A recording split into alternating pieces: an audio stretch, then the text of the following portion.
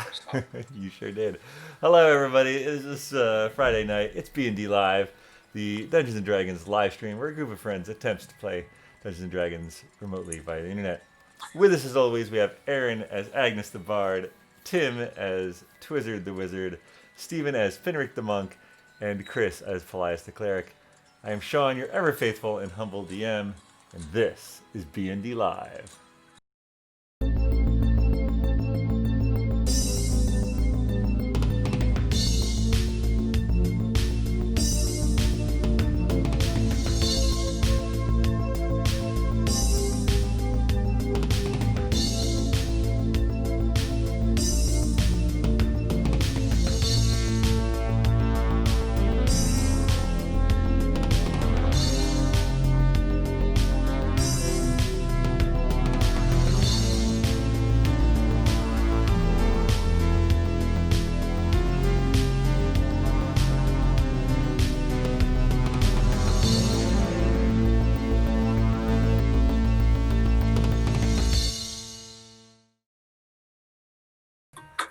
Oh, yes, there we go. All right, let's do a quick recap from last week, shall we?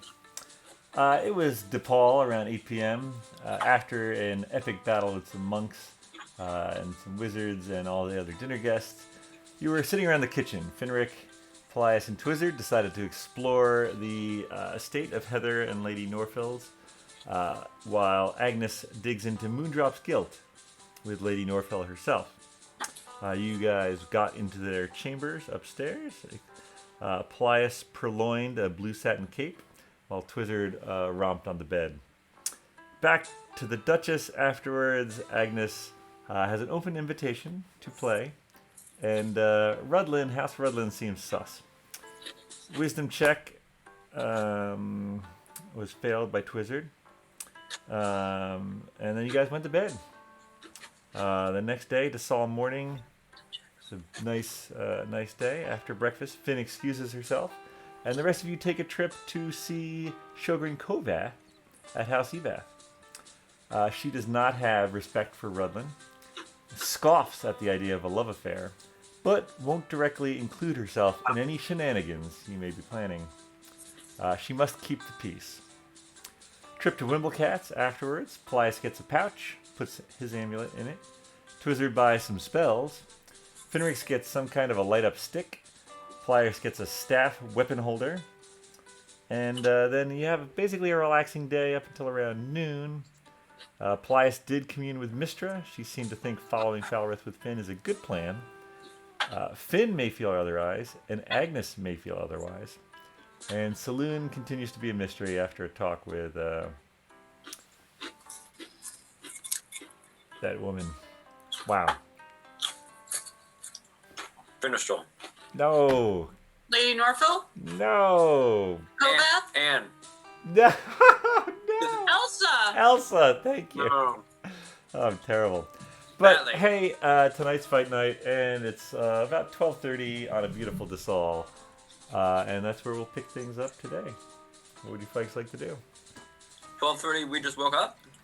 What's going on? No, you're No, all just like, came back from Wimblecats. yeah, you're like down by the fountain maybe, or somewhere in Magic Town, basically, wherever you want to be in Magic Town.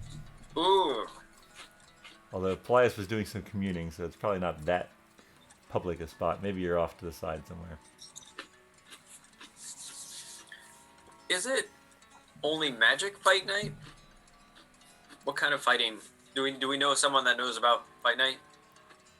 Or is it you? I think all you've learned is that Ligur, who was at the party, but you heard about it originally from the guy at Wommel's Tavern. I don't think you know the details of it, no.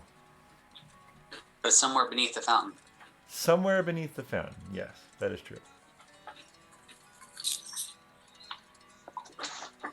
And we don't necessarily know how to get in. That is also true. Well, we can always just wait at the fountain until we see people kind of hanging out by the fountain, and then we just join them and follow them. Doing sketchy things. What if they just walk up to the fountain and just disappear? It's not like they tweak a little snakehead or something. We're like, oh, we'll do that too. They just walk up, disappear. We're like, how do we follow that? I don't know, but if I was at, let's say, a London train station and I saw these kids running into a wall and disappearing, I might try it. That's the first thing you do? Well, I mean, those kids clearly ran into the wall and then disappeared. You gotta wonder why more people don't do that. Okay. Is the fountain near us? I do wonder that. Yes. I'm going to run straight at the fountain. All right, you run straight at the fountain. It's getting closer. What are you gonna do? I'm running right into it. All right. Give me acrobatics. Easier done than said. Well. I regret everything so far. That'd be a 2. Did you say a 2? A 2. A 2. Yeah, no, you run up and you're just like, you're committed. And bam, right into the edge of it. And because you were so committed, you flip right over and land in the fountain. You are now soaking wet. And you do notice a few, as you come up for air, you and the rest of your group notice a few bystanders, both red and black robes, some chortling, some pointing in disbelief, some turning away in disgust. You come up and your mohawk, surprisingly, is still good. That's what matters. I did it. I'm in the fight arena.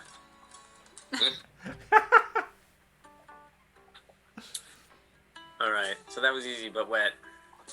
Well, you can always cast Gust. Or does Prestigitation dry you off as well? I think it does. By the way, you are still standing in the fountain, by the way. All right. So I start casting Gust on myself to dry myself off. Does he reenact the scene from the opening of Friends? I can't just do that by myself. Do you want us to join you? You guys all jump in the fountain. I need some unseen servants and Mr. Bones. Mr. Bones would join you in the fountain. Okay. Yeah, what do I? Wet bones? Does that smell bad? Wet bones? I think it's the same smell as dry bones. As long as there's no mildew. Ooh, look at the fountain. Yeah. How ornate. Okay, well, thanks to me, we now have eliminated one way of not getting to the fight ring. So now we've got a bunch of other new ways to try. Now we can rule this one out. Yeah, no, that's a good way to look at it. We could go back to Wumbles and ask around more. You'd probably ask Wimblecat. Though we just came from Wimblecat. We did just come from Wumblecat. He's just gonna wink at us and disappear. Well, he would have to do a backflip first from the balcony onto the floor and welcome us. And then realize that we just came back in.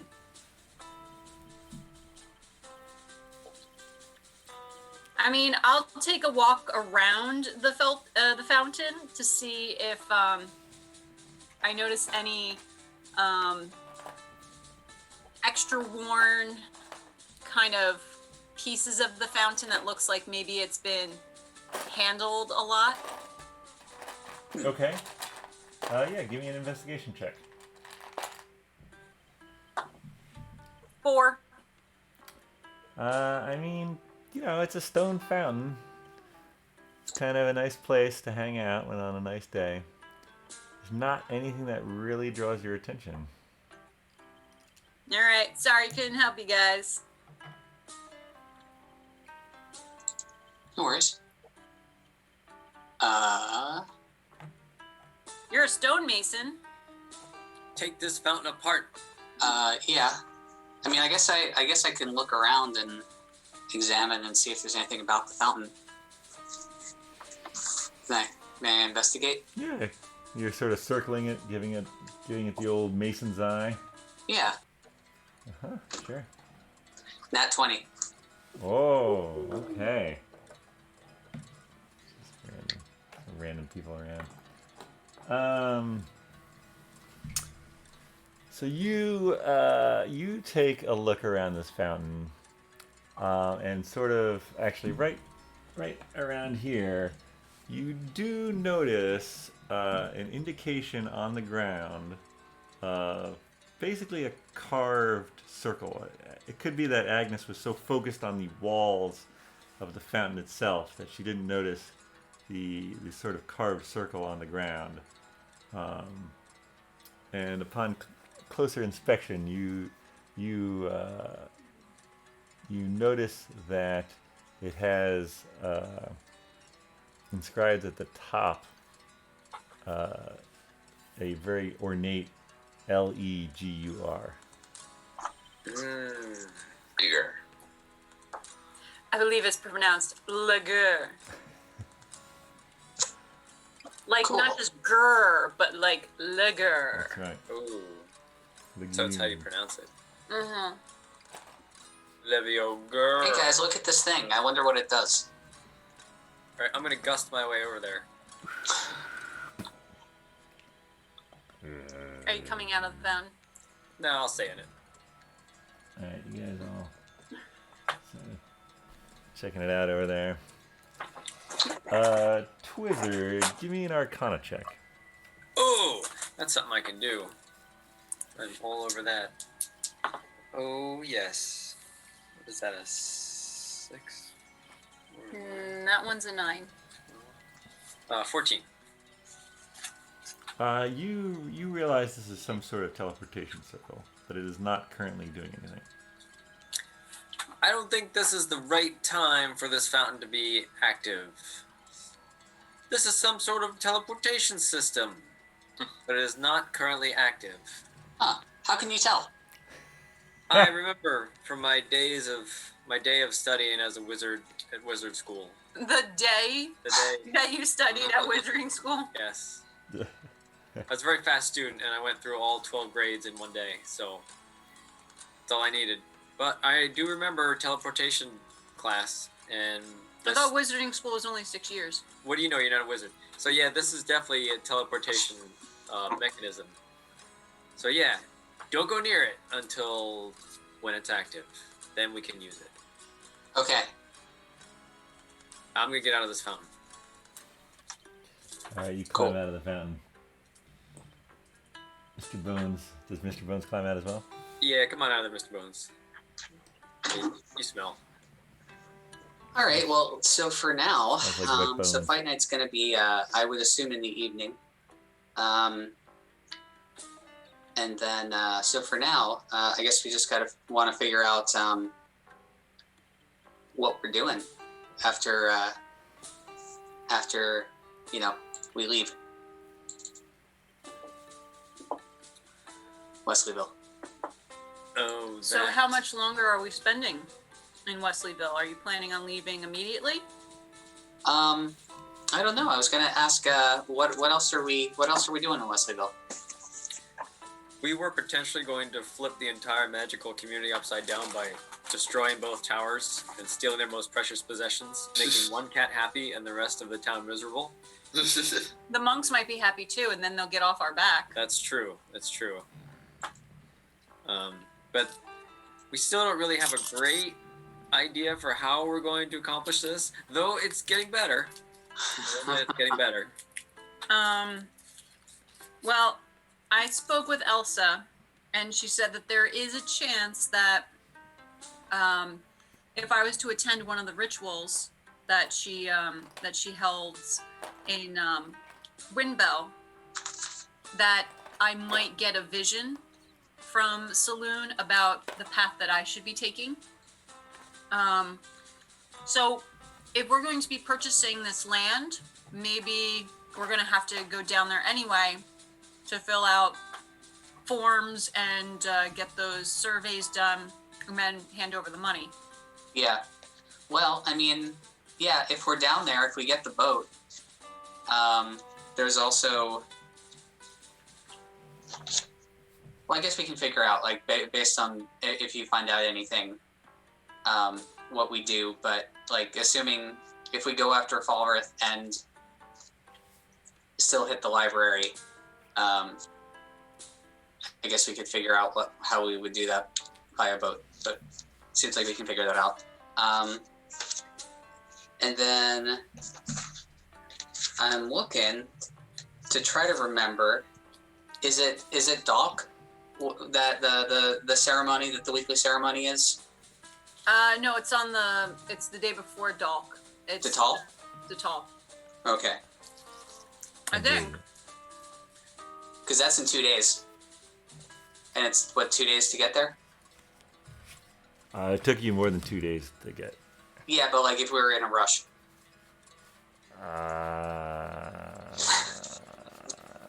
No, huh? Okay. Well, hold on. Let's see. First of all, let me make sure it is. I can teleport to maybe go a little bit faster. I can dimensional door to move. How much faster can you go with that? It's the same as teleporting. 30 feet. Oh no! I can go within 500 feet. Oh, I can go 30 feet. I can only do it once. Okay. Once per day. Why have I lost the... yes, Lee. The ritual is, it's Detal. You're correct. Well. Or whoever. Did you say that? It's Detal. Ritual is Detal. Now, would I happen to know, based on the map that we got from Olivia's bookstore, where Toulouse is? Would you happen to know? Yeah. Like, would that be on the map? Yeah, that's on the map. Okay, and that's an island to the south, right? Yeah, so... Well, then I'm going to say, hey, listen, I've heard Toulouse mention several times now about interesting magical artifacts. I would be interested in visiting the island, and if we have a boat, we can traverse there. Yeah, I mean, that would be roughly on the way of anything else that we would do with the boat. Like, it wouldn't be going in the other direction or anything. Unless the magical compass that points to the island that we're seeking is not in the same direction, but... Yeah. Are we, is it in the cards that we might go to the island directly? Which island? Toulouse?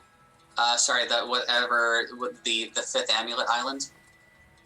Yeah, if it's on the way, if it's convenient to go there, we should definitely stop there. So that means that when we're in Windbell, I will be passing off my amulet to Elsa. Got it. So that not all 5 of them are in the same place at the same time. Got it. Then there's by the way, there's also the thing, like, we could go back to Windbell at our leisure and not worry about chasing Elsa's ritual, and if we need to spend a handful of days there doing whatever we would do in Windbell, Paelias can see Anne, and We get our stuff settled in the house, and then go. That wouldn't be the worst thing. We can start our crop of, halfling weed? Oh, right. Nice. Yeah, do you still have that with you, or did you leave it there? Or... Can't remember what you did with it. Probably still have it. Oh, with the you. bundle of it? Who has it? I don't know. Maybe Leaf Bottom has it? Yeah, I don't have it. Leaf. Oh, man, we don't have it. Well, no, I mean, we know where it is. It's off the road. Not too far from Windbell. I'm sure we could find it again. I mean, the original Mr. Bones knew where it was. Oh, I bet that tree ant's got it. Oh boy. Oh. We could take Hi, tree ant. we could go into the Mistral Hills and forage for some stuff with Anne, and maybe come across the tree ant. Mr. Twizzard can visit his girlfriend, the Dryad. Ooh, I haven't seen her. And that one time. he is going to be very upset if the Dryad starts having a relationship with the tree ant. Oh, yeah, that'll be 2x4 time. We'll be making some lumber. Oh yeah, Paelias, do you think Anne would meet us up at Mistral Woods? Sure, probably. Cool. All right, so then if we're in no rush, then we could certainly do the fight night tonight. I could do a couple of nightly performances at the Duchess. We could still visit the monasteries, and we've never been to that other area, the Rents, what's that other place in Wesleyville that we have not been to yet? Stacks? I mean, there's a couple places. Where the university is? Yeah. That, that Finstrel keeps going to? Yeah, if you get out of Magic Town, you'll probably find Salty somewhere. Or not Salty. Oh, Shady Baggins. What? Let's see. Did you guys get a map of Wesleyville? No. I think so. Yeah. Or he We drew did. you. I guess he drew you one, right, or something. I'm on a different computer. So yeah, you're in what he calls Magic Town, which is really 3 corners. There's the Mills, the Swelts, Hastings Academy, the Fakes.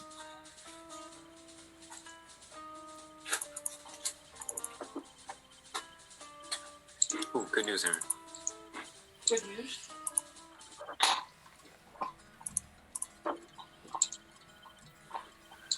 What's good news? Got this. Oh. Good news.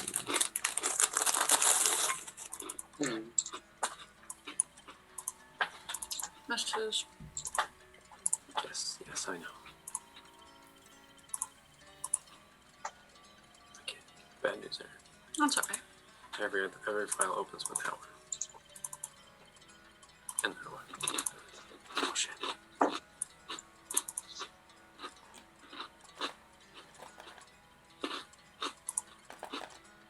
Oh, because it says it's not a PNG. It is. There it is, right there. It's quite high.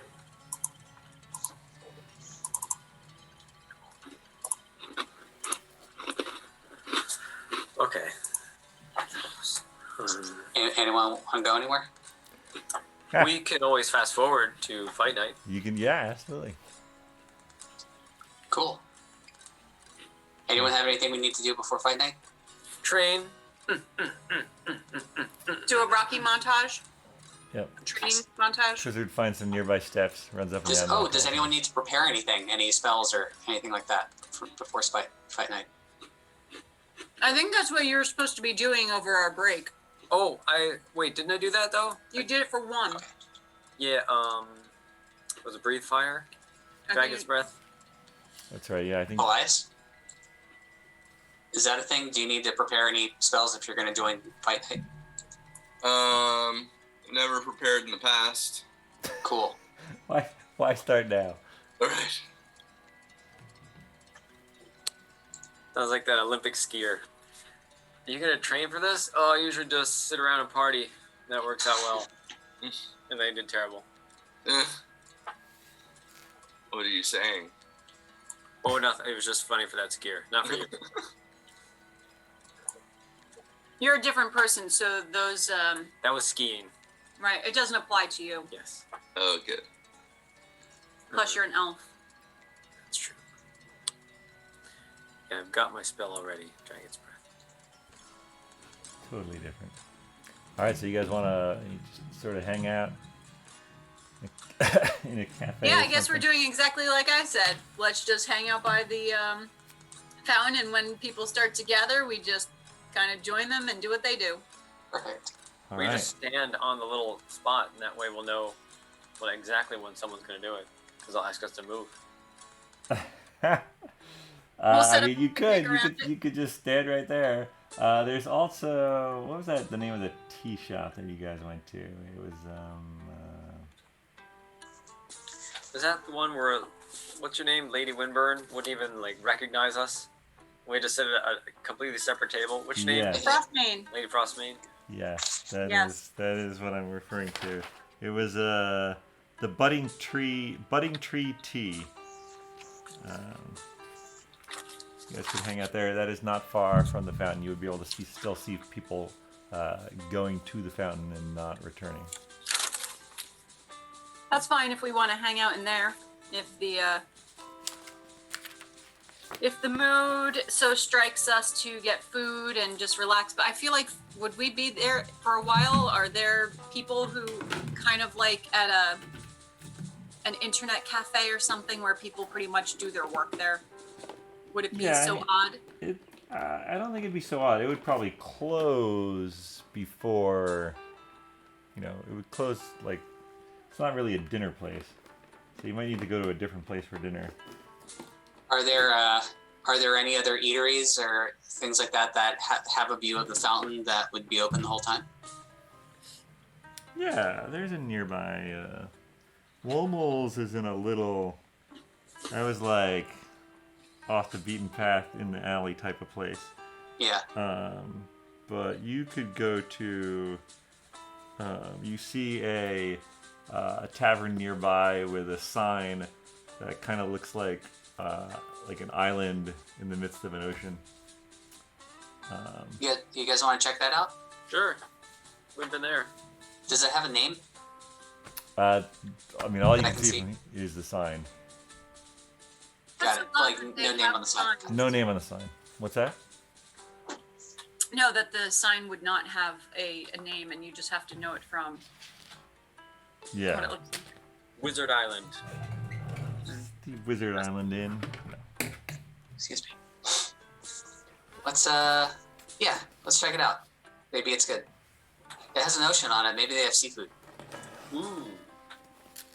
All right. You The boss guys- says we had seafood. We know how much Mr. Twizzard loves those little dwarf fish, like those little anchovies. You've got like 5 of them in your pocket. Oh, fish fingers. Yes, I do still have those on me. Would anyone like Are one? they in your inventory? Yeah, they are. Dwarf fish fingers. That's right. I don't know how many from Norfolk, Virginia's I think dinner. you took like 3 of them, Yeah. and Heather scowled at you when you did it. Yeah, well, she would have scowled at me if I left money or cured cancer or did anything else there.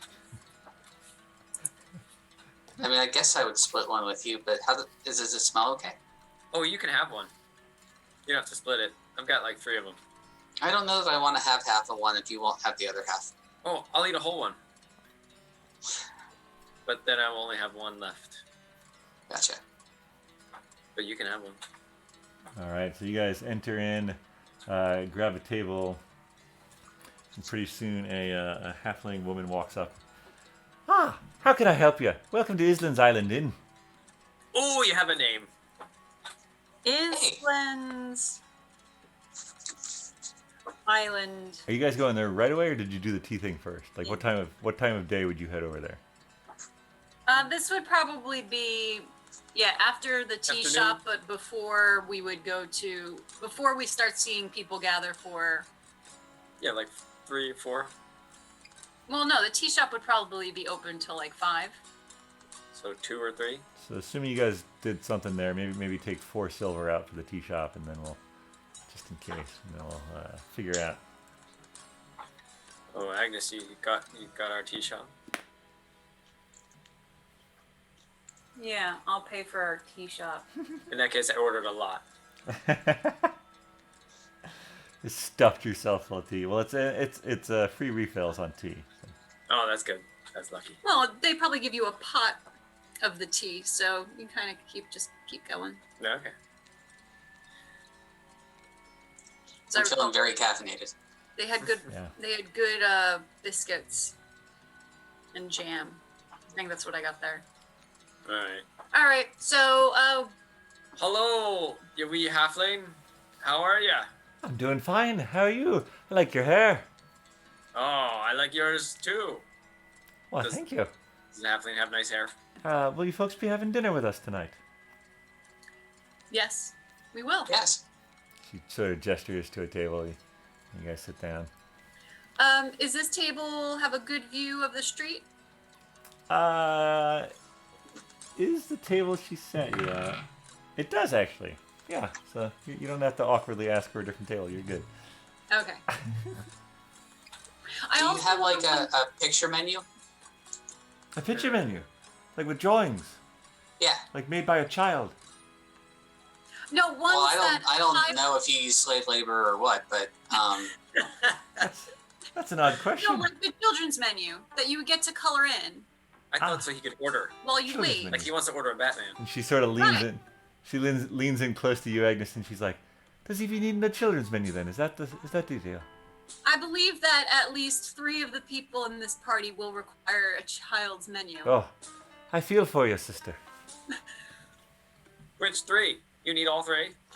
Hey, maybe I'm the one who wants a children's menu because I want to color in the picture. I need dwarf portions, not That's not child tempting. portions.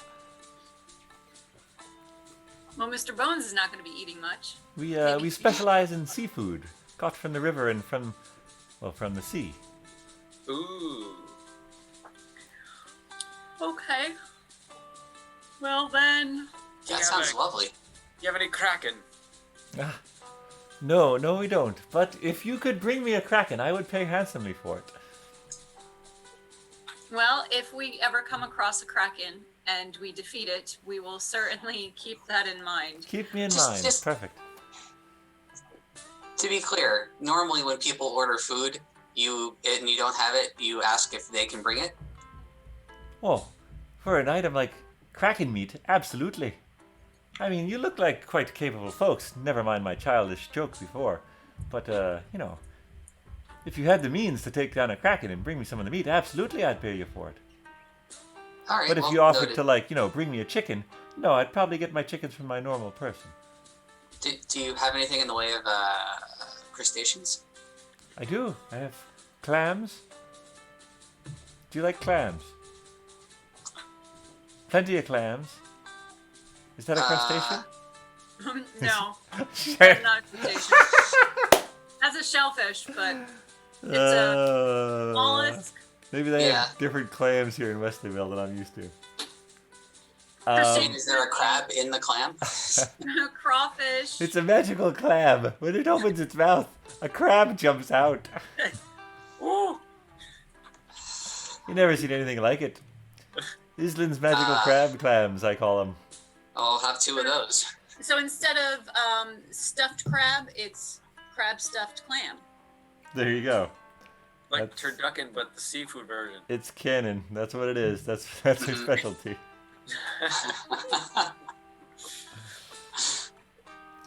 So, how many crab clams will you have? Or should I I'll just have bring? crab clam. I'll just bring out a basket of them. I Yeah. might do that chicken you mentioned. Ah, Chicken of the sea? yes. No, we have chicken. I did mention that. Her eyes get a little. Well, shifty. you said that if you wanted chicken, you just get it from your regular supplier. Of course, I said that. I meant it. Every word. Would you happen to have chicken on the menu tonight? Certainly. It's fish chicken. It's Fish chicken. it's a chicken, cooked up. Quite good. Yep. Nope. Just regular chicken's fine with me, and I'll have a side of carrots and potatoes. Thank you. If that's Is that vegetables. seafood? That's not seafood. I don't want seafood. I I see the food and I will eat it. You're at a seafood restaurant. Yes. You could see the food. All right, 1 basket of crab clams and the chicken special. Sounds good. I don't know what Paelias over here wants. I'll I have guess a glass of seawater. Do you have any type of garlicky buttered bread or anything like that you could? That I do, with some cheddar cheese melted on top. Yep, that's the stuff. All right, Oh, do you have Old Bay seasoning? I have many seasoning. Some of it's from the bay. Don't know how old it is though. I think it's fresh. Fresh base. Even better. Fresh bay seasoning. All right, basket of crab clams with fresh bay seasoning, the cheddar biscuits, and the chicken special. Anything to drink? Oh, do you have any specialty drinks? Of course. Ooh. I mean, we have different ales and scuttins and wines, but then we have the house signature drink, Island's House drink. Eyes. The What is it called? Island's Eyes. Ooh, that sounds good. I'll have one of those, please. All right. Oh, one of those. All right. Well, I you want an Island's Eyes? Actually, I think I'm gonna head back to the where are we staying? The The Duchess. yeah. I'm gonna chill there for a little bit. I'm not too hungry. All right. Okay. We ordered you saltwater and driftwood salad. Oh, yeah. We'll just send it back. You know me so well.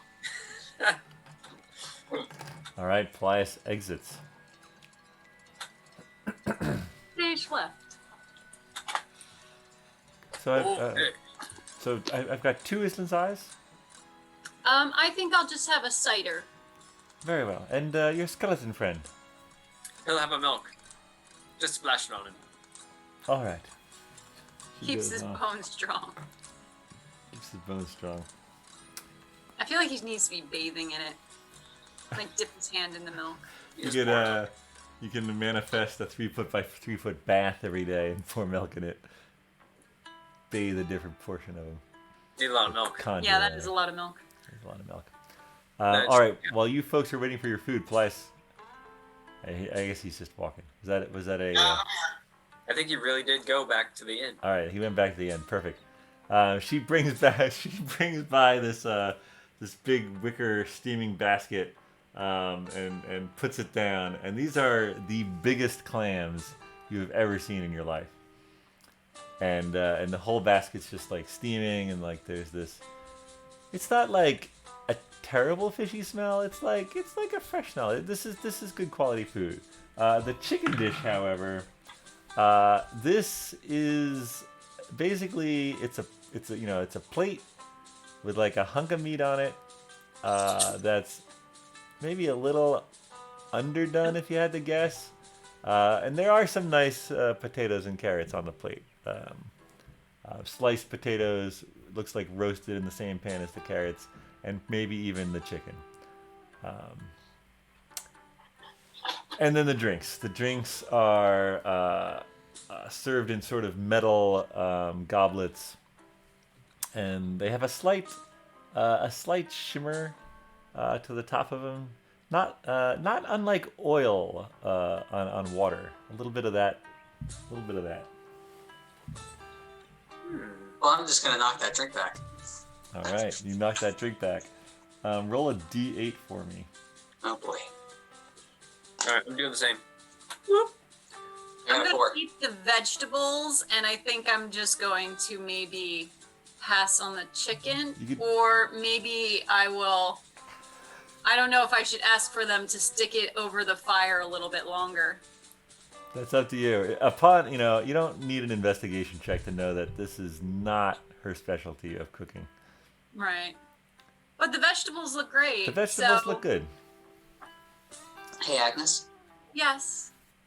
So we got the basket of crab clams, assuming that Paelias is gonna hang around. So if you want to try a crab clam, crab. Yeah, maybe I'll try a few of them. I'll try at least one, and I'll see how that goes. I'm not really a big fan of shellfish. However, I'm okay with crab meat occasionally. So. cool. Yeah. So we'll see if we can. As soon as, well, let's see. Let's do the drinks first. Yeah. D8. Oh, I got a 4. A 4. I didn't roll mine. I got a 6. Well, it can't be a 9 because Right. you're on an 8-sided die. All right. Logic system. Finric, you toss it back, and you know it sort of tingles. It tastes good. It's like a fruity, not really a liqueur, thinner than that, but it's good. It goes down smooth. And you said you got a 4. Mhm. You look up, and you see a deer standing behind Mr. Twizzard. Mr. Twizzard, what did you get? 6. 6. You toss it back. You get the same flavor. You look up and you see 3 frogs, like 2 sitting on his shoulders and 1 right on the top of his hat, sitting on Finric's. Hey, Finric. I think there's Hey. a frog on you. There's a deer behind you. And I'm looking around. I'm like, Yeah, you see neither of these Do I things. tell them that I don't see a deer. I see a frog. You see 3 frogs, but yes. A couple frogs on you. What the heck's going on? Hey Islan, Yes, dear. why do we see animals? Ah, well, that's Island's eyes, you see. It causes basically a random minor illusion to appear to only the person who drank it. Right on. That's cool. It'll last about, half an hour to an hour. I'm okay with this. Yeah. One of the frogs is like, And the deer starts nibbling the afro. Or the mohawk. Yeah, and when you crack open the clams, it's the darndest thing, but there isn't a clam inside. Perfectly cooked as well. Do we need like the hammers to crack open? And the kitty bibs. Oh yeah, right. no, there's Is there a hole in the dining table for us to just kind of sweep everything in? Yeah, I know. All the typical. Yep, you got your shell crackers and your little earthen bowls of dipping butter, and and the cheddar biscuits are wonderful. Nicely, aerated throughout. Good puffy. It's really quite a good meal. And while you This was a good folks place to go. enjoy that meal, Paelias, we'll jump over to you. So you're heading back to the Duchess. Yeah. Give me a survival check to see if you can find your way back. See if I can find my dice. It's not bode well. I Good mean, it's start. a big city, and I don't know if you've ever done it by yourself. You're not known. Well, that's known to okay. be the, That's survival, eh? Well, yeah. let's see. Okay, I got a 7. 7. You get harassed by shady baggins. Yeah. So you know roughly where the Duchess and where the estates are, right? So you sort of head back to the Rennell, the river road, and you're heading down, but I'm not 100% sure. While you are walking along, minding your own business, a cart drawn by what looks like just a startled horse clatters past you. Cheese wheels falling off of the cart as it and you're like, you jump out of the way, and right after that a second cart goes pulled by 2 horses and with 2 city guard in it, passes right by you after the first seemingly out of control cart. What do you want to do? Grab a cheese wheel. So they're chasing some guy. They're chasing a seemingly empty cart, and yes, a cheese wheel did fall out near you. Oh, so there's a cheese wheel near me? There is a cheese wheel near you. We'll take a look at that cheese wheel. Yeah, it looks like a solid cheese. I mean, it's white. It's got a nice rind on it. It's about this all big. right. Let's take a bite. Maybe 7 inches. You take a bite. It's good cheese. This is some good cheese. This could Okay. even be the famed Wesleyville cheese that you've heard of that. Oh, okay. Well, let's take some cheese with us then. All right, you now have a wheel of Wesleyville cheese Yellow, what's in the cheese? Cool. with one bite out of it. Yeah.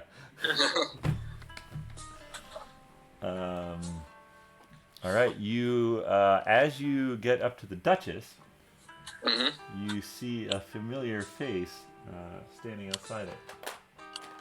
Oh. Oh, hey, Paelias. Hey, how's it going? Hi, Shady. Yep. Or Salty. Yep, Shady, that's right? Shady. Yeah, Shady. Salty. Hey, how are you? How are you, Shady? I'm doing good. Yeah, hey, how's my cousin doing? You mentioned Salty's. Is he doing okay? Yeah, I haven't seen him in a while, but might be going to see him again soon. Oh, that's cool. What are you guys doing? You hanging out? Where are your friends? I don't see your friends. They went to eat something. Hey, listen, I'm looking for someone. Have you seen Finric at all? Is she around? Oh yeah. She left this morning. To go where? Oh well, I mean, there's a lot of places she could go, but I got some people who maybe know, but I might need to give them a couple silver. Yeah, sure. Yeah, find out for me, will you? Yeah, you got the silver? Yeah. How much you need? 2 silver. All right. Well, here's an extra. Take 3 and see what you can do. Oh yeah, no, she goes to the academy. We already knew that. Would you like me to take you there? Sure. I mean, Go spy. it's getting darker, but we could go there now.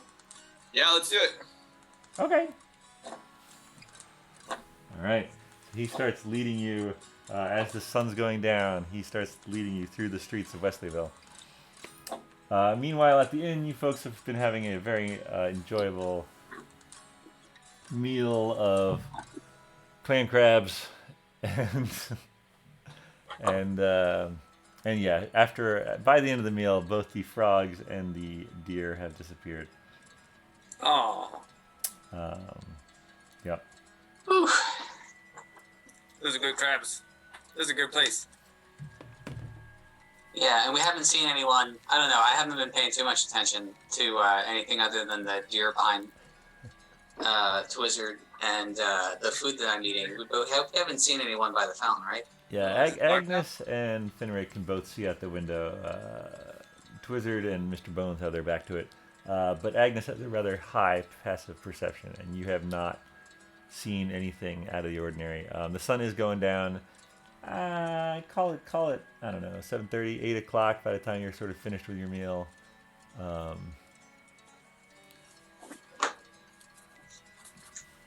Okay. And Do they have a dessert here? Maybe we could have a little dessert. Piece of pie. I've got a wonderful trout pie. I knew it'd be fish pie or something. Well, as long as it's wonderful. Oh, it is. Yep, you had me at wonderful. Let's do it. Do you have any other, just to cover the bases? Oh, Any other desserts? of course. We've got a. It's sort of like a consistency of a pretzel, but it's a little sweeter. Sweet pretzels and trout pies. Well, I might do the pretzel. Yeah, that sounds good. I'll go with the pretzel. I'll have one of each. All right. Well, I guess I'll have one of each. I don't want to be. I have to admit, I'm like really, really full, but the idea of one of each sounds really good. You won't regret it. She goes off again and I brings you. vomit. She brings two plates of chopped pie and 3 of these sort of like about the size of a fist. It's like a pretzel knob, but it's got a dusting of sugar on it instead of salt. And she also brings out these little, slightly even smaller than our shot glasses of a clear liqueur. She's like, on the house, a little bit of a nightcap. Will you folks be? Thank you. Will you folks be staying the night? No, we're actually already have rooms in another part of town. All right. So, would you happen to have any kind of maybe brown paper that I might be able to use to wrap up this chicken? Of course. And she goes off to get it. Hey, I'll just reheat it, over a fire. I'll ask Finistral to create her bonfire or something like that, and I'll just, cook it a little bit more. There you go. Yeah, no, the liqueur is pleasant. It's just a little after dinner drink. No magical effects. And the pretzels are quite good. The Yes. trout pie, however, it's about a 2 out of 20. Ooh. It's about as good as you could expect. I mean, That's kind of what I expected. Yeah. yeah.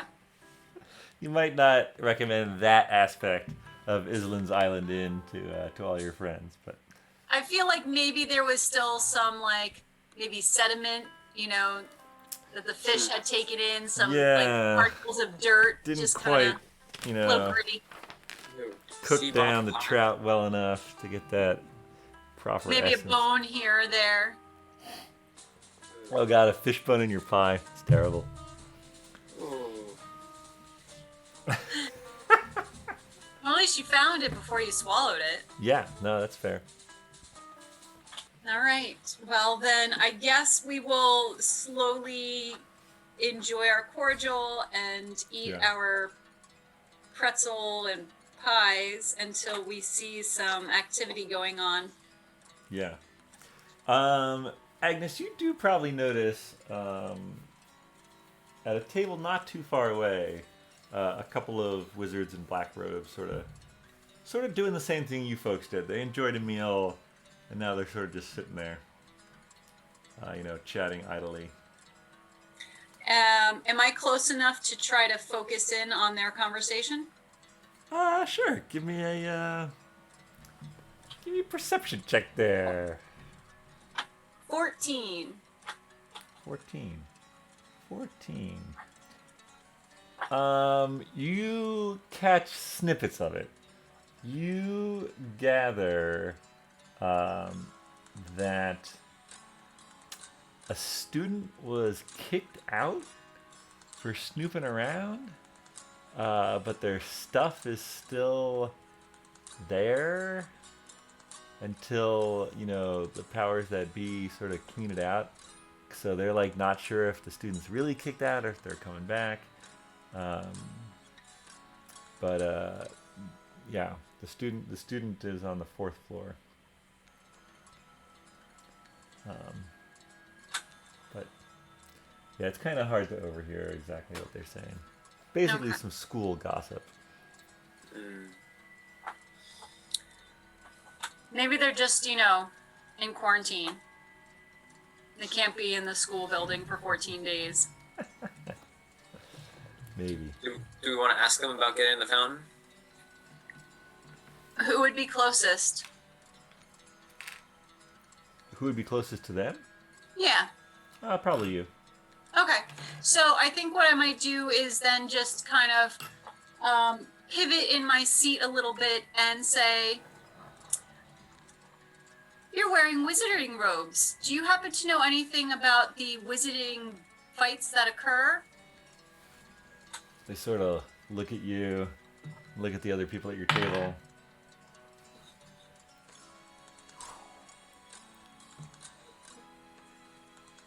And they just look back and continue to talk. Okay. No response. All right, that's fine. So, Yeah, that's fine. I'm just gonna walk over towards their table, Yep. not talk to them. Yep. But are they near anything like the fireplace or a wall or something? So let's see. This is the window out onto the sort of court area where the fountain is. They're against this side wall over here. They're not near a fireplace, but their table is up against the wall. Okay, well, so I've been saving this in my inventory. So I've got a button. Shiny button. And I'm gonna toss it over there and go, oh, my button!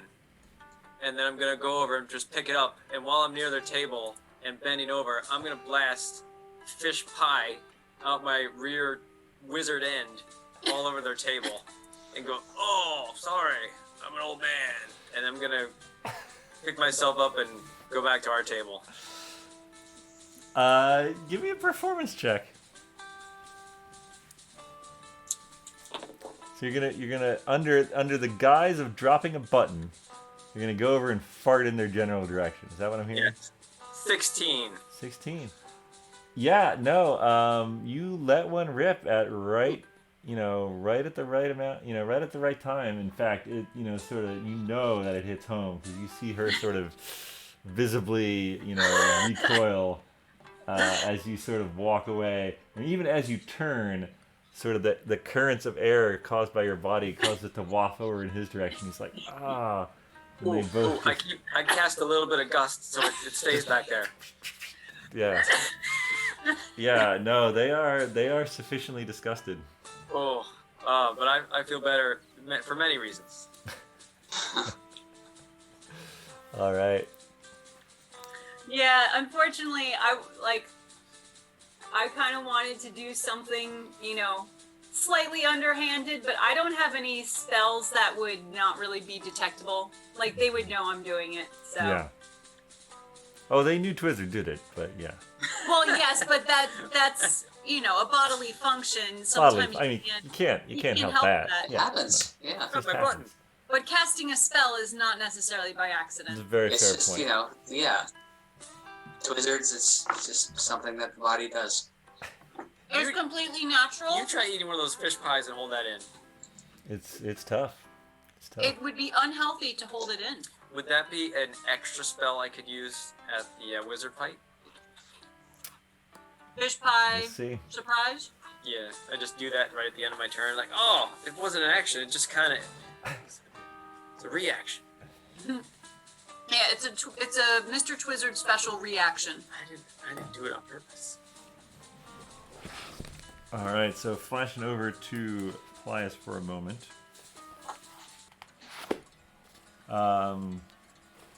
You guys leave the Duchess, Shady leading the way as the sort of golden hour comes to an end as you wind your way through the streets.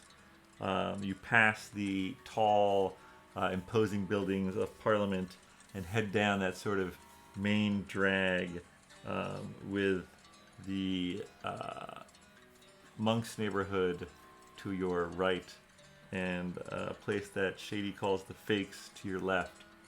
And just as you're getting to sort of the main wall and city gate, he bears off to the left and starts walking down the road.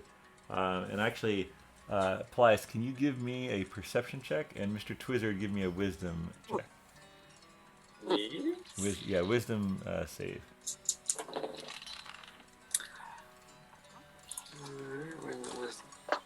Ooh, 17 for me. All right. Someone cast a spell on you. Man, I'm just sitting here. 20. 20. Not natural, just regular. Paelias, you do get the feeling that you're being followed. Uh-oh. Shady, none the wiser though, continues. You pass by. These houses are definitely not the estates from the estates or River Lane as it's called, but they're respectable houses. This is a neighborhood that is either up and coming or wants people to think that it's up and coming.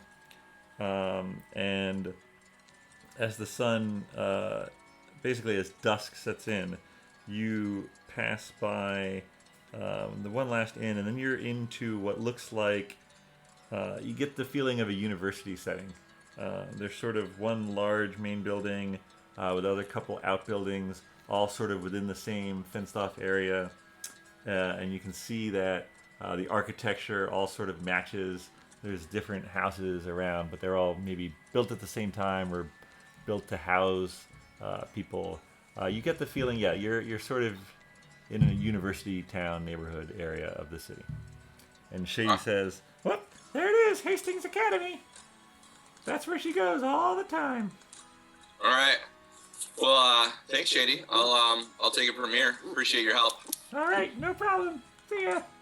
Careful on the way back, all right? Oh, okay. Yeah, that's a weird thing to say. See ya. You're passing through Monktown. All right, so let's go into the academy. All right. The sort of the gate of the main. So you're going sort of the biggest building type of thing. Yeah. Okay. Admissions. Admissions. Yeah, no. The surrounding gate is still open. You head up this sort of path there, up some steps. Big door. The door is open. You open the door? Walk through it. You open the door, and you see a sort of typical little old lady sitting at a desk, and she looks up. "Can I help you?" Yes, I'm looking for a friend of mine who I believe is attending some classes here. "Oh, all right. Well, the class really isn't in session right now." Oh, well, maybe she's studying on her own then. "What is the name of your friend? You know what dorm she is in?" No, I don't think she's staying here. I think she's just hanging out here. Her name's Finric. "Oh,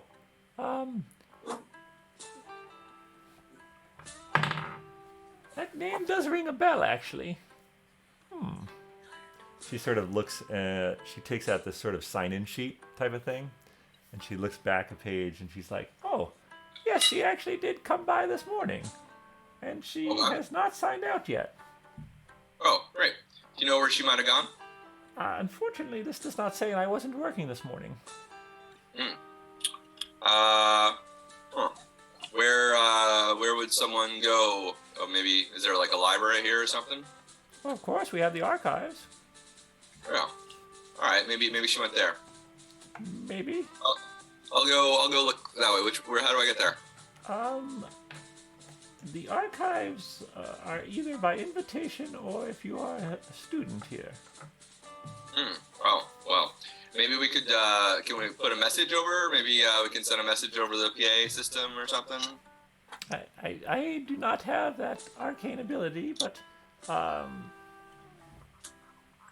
you a friend of Headmaster Totternoose? No, I don't believe I met Mr. Totternoose. I'm just looking for my friend to discuss a matter.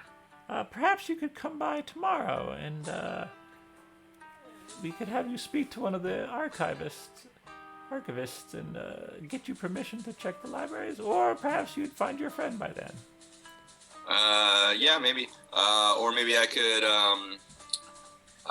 just hang out somewhere in a visitor area. Is there a visitor area somewhere here? If you look around, there are some benches there. She sort of looks at you and she's like, well, this building that you're in will only be open for another hour or so. I could let you sit here until then. How long are the archives open? Given the proper clearance, students can study there all hours of the day and night. Oh, I see. All right. Well, it seems like it's been a while. Maybe I'll sit for a little bit and see if I can find her. Okay. All right. You have a seat. Flashback to the other folks. It's maybe, I don't know, you sit there chatting, maybe, I don't know, playing with one of your dice sets. We usually have dice sets. I can play music. Yeah. Ooh, yeah. Oh, yeah, you're playing some music. Yeah. I probably have at least my tin whistle with me. I always have at least one instrument. Yeah, no, Islin's definitely into that. She loves a little free music for her inn. Other people come in, some sort of wizards, but also non-wizards, just sort of regular people sort of come in and drink at the bar and normal tavern things. A couple red robes, too. And then eventually you see these two people sort of get up, talk to Islin at the bar, and they're getting ready to leave. And they go out the door. You should probably well, if I am sitting and playing music, I could probably keep my eye on them while I play. Yeah. I probably cannot.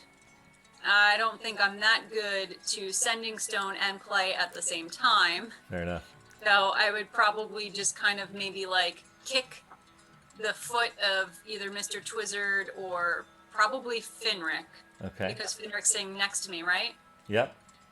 Kind of just to get his attention and then kind of make like a side glance over at the people leaving. All right. What do you want to do, Finric? I follow them with my eyes. All right. You see them head over to the fountain. And I'm gonna sort of get up and stealthily go outside and see if I can get a closer look at what they're doing, but hopefully without being seen. All right. Give me a stealth check.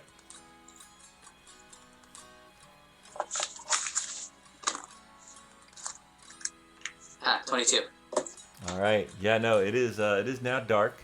There are some sort of maybe gas, maybe arcane. Actually, they're arcane. Never mind. This is Magic Town. They're clearly arcane. There are some street lamps, but you stealthily dart between the shadows, and you're maybe 10 feet away when they both get to that circle that you had found before and Twizzard had defined as arcane in some nature. And one at a time, they stand on that and disappear in a brief puff of red smoke. And give me a perception check. 12. 12? You hear them mumble a word It's like something like Moldo or Moldev, but each one disappears. Poof, poof.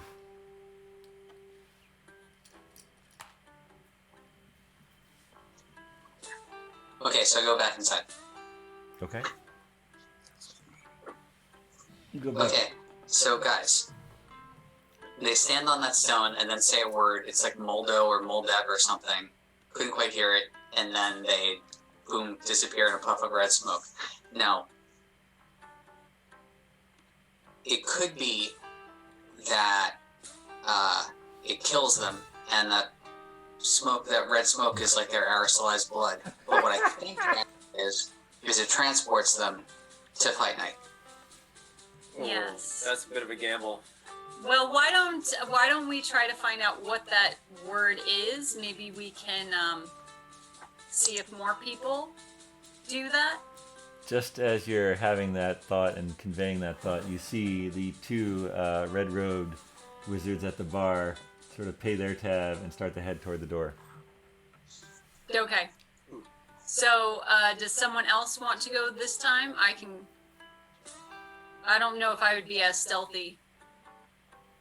I would need to probably cast invisibility to be stealthy. Though, if I'm wearing my traveling cloak, that does help me become less conspicuous. But that's more for forest. But it is dark. And it is a dark green. Are you following them? You should do it. All right, yeah. So I'm going to try to follow them. Though I don't necessarily think I need to be that stealthy. Okay. I'm going to follow them and just try not to make myself that obvious that I'm following them. I just happen to be moving in a similar direction. I am going to Fight Night, so I'm just going that direction too. Sure. Give me a performance check. See how nonchalant you are. Oh my gosh, I am so nonchalant. So nonchalant, I am 26. They barely even notice you, and you can get up really close. And in fact, as the one disappears into a poof of red smoke, the other sort of looks at you and like sort of winks as they say, Moldovu, and poof, they disappear.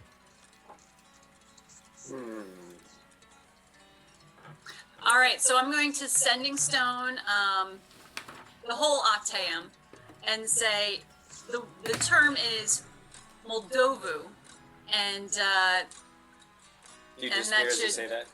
and no, I'm not standing in the circle. So if someone can get the tab and you guys could head over here and then we'll transport ourselves. It definitely Alright. seems to be something that these people are not afraid to do. I'll get this one. What's the damage?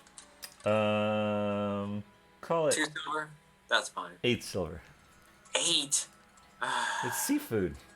Although it is on the river, but you got some magical drinks. It's 8 silver. I mean, tea was 2. I feel like this was a bargain. Yeah, there you go. It's a bargain. Maybe she felt bad for the chicken dish. Oh yeah, I did get that wrapped, right? You got that I got wrapped. the brown Yep, paper you got bag. that wrapped But to you go. have to cook. Not heat up, but cook. Yeah, you have a barely cooked piece of chicken with you now. Yes, I should put that in my. All right, so we're good inside. So I'm gonna start heading out. All right. Mr. Bones follows you. You guys head over. You meet up with Agnes. All right, do we get transported to Fight Night or do we get vaporized? How do you wanna? What's the I order? feel good about this. You go first. If we can get Mr. Bones to go somehow, and it's a white mist, then we'll know.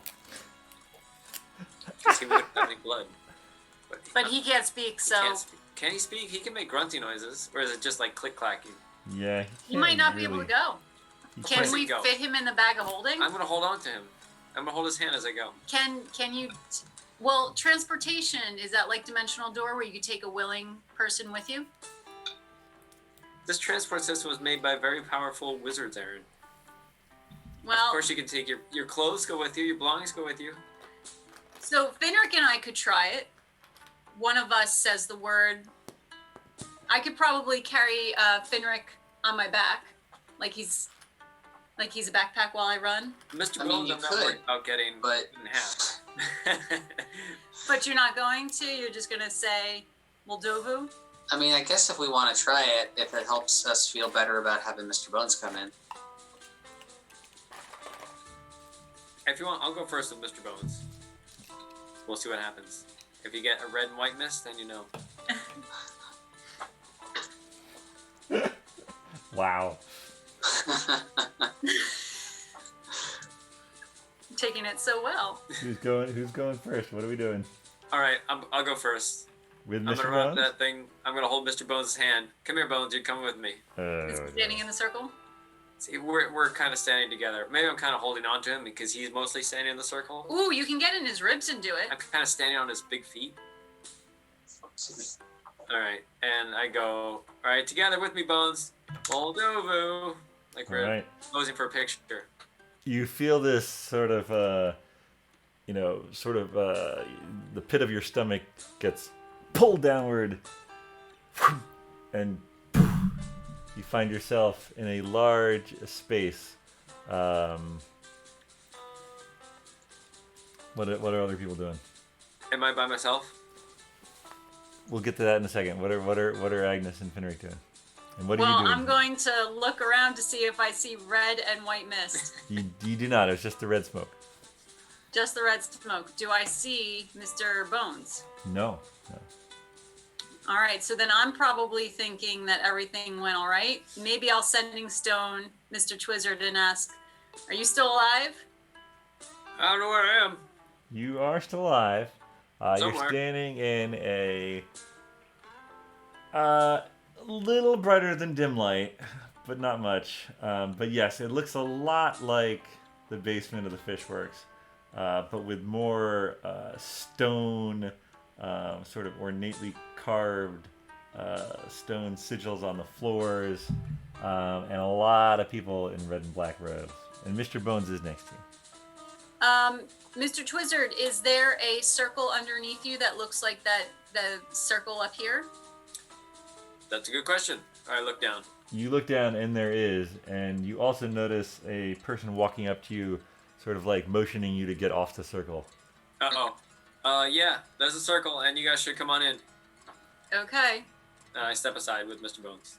All right, All right, so then I'll stand on the circle and I'll say Moldovu. all right. You teleport in. Finric, you're left behind. Okay.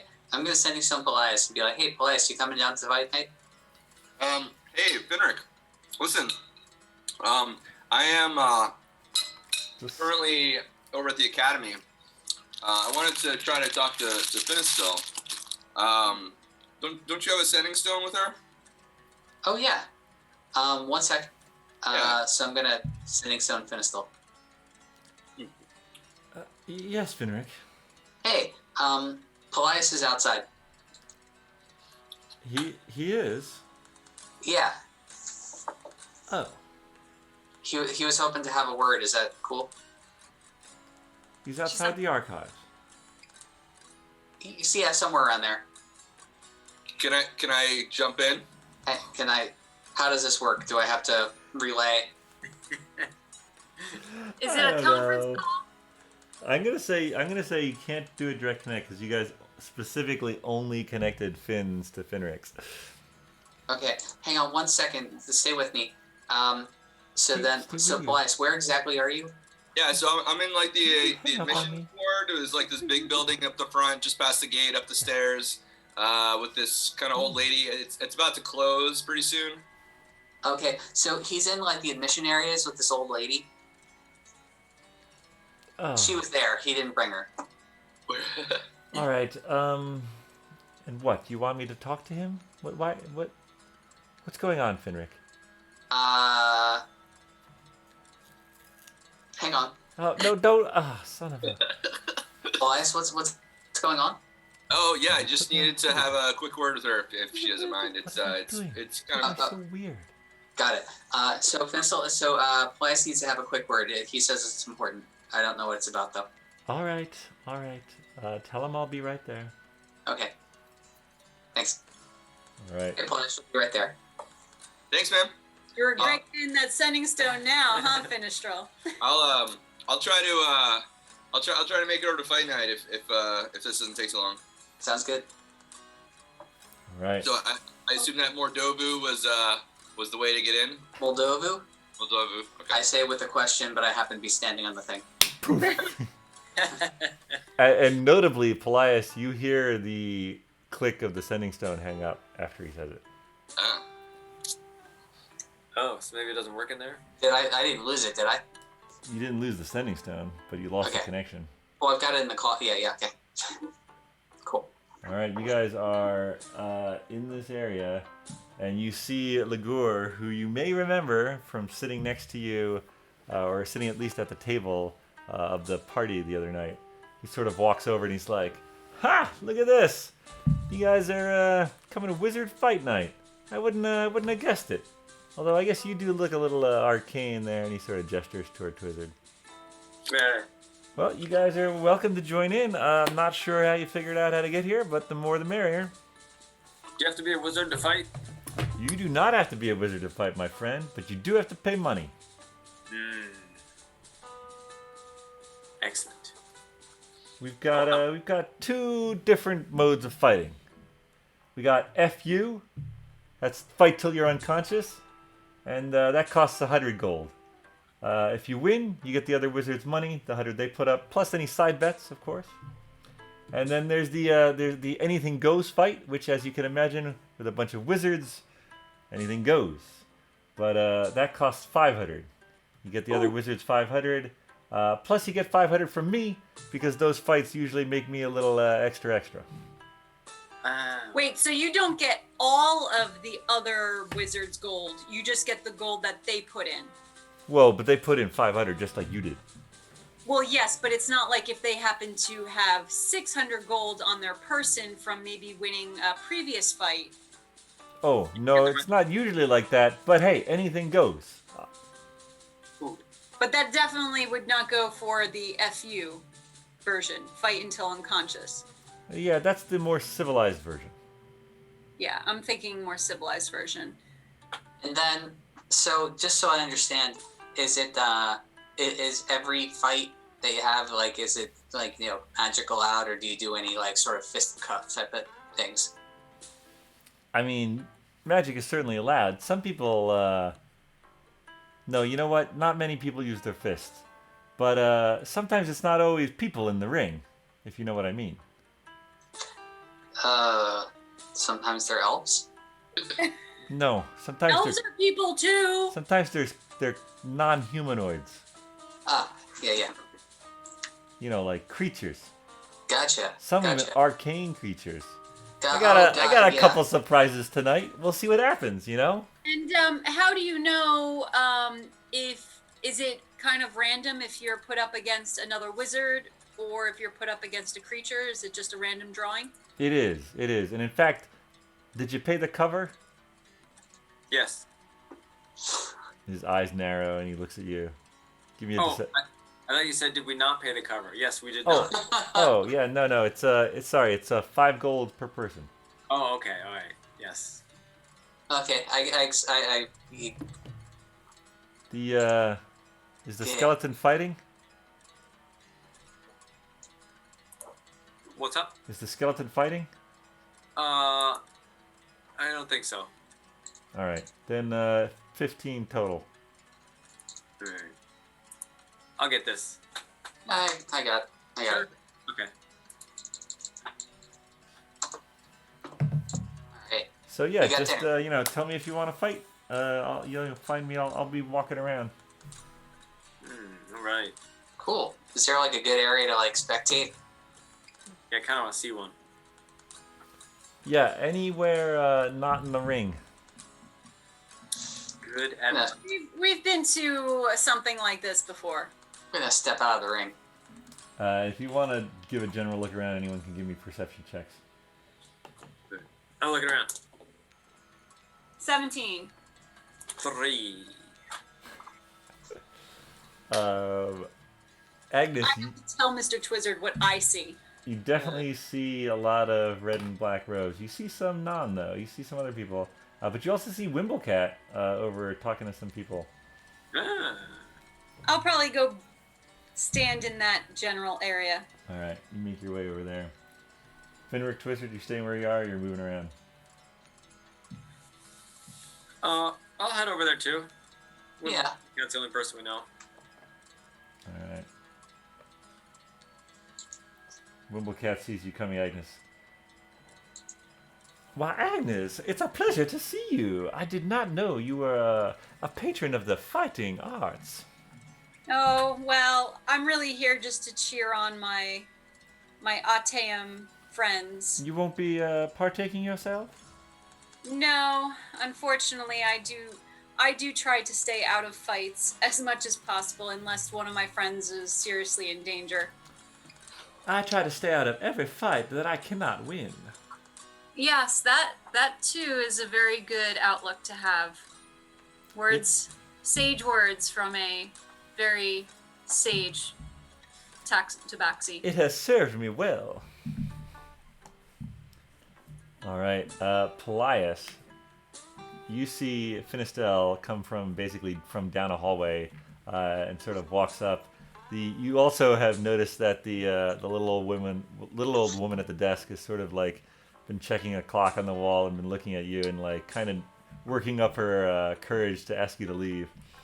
Just as Finistel sort of rounds the bend and says hi. Hey, Finistel. Thanks for coming up. Sorry to bug you while you're studying. Not a problem. What's on your mind, Paelias? Well, listen, this place is gonna close. Do you mind if we walk outside or something? I don't want her to get mad at me. Certainly. And so she sort of nods to the woman, and you guys go outside. All right. So listen, Finistel. We really appreciate you helping out with our quests and stuff. You've been a really great asset, I think, with all the stuff we've been doing. Well, it's very nice of you to say, Paelias. Yeah. I've enjoyed my time with you folks. You've got quite the ways about you. Yeah. We have been told that before. Mm-hmm. So listen, I communed with my goddess, and I had a vision. Did you? I did, and it involved you. Go on. Well, have you heard of Falrith? I have, yes. You've spoken to me about him. Right. So, real bad dude. He was, he took over a town.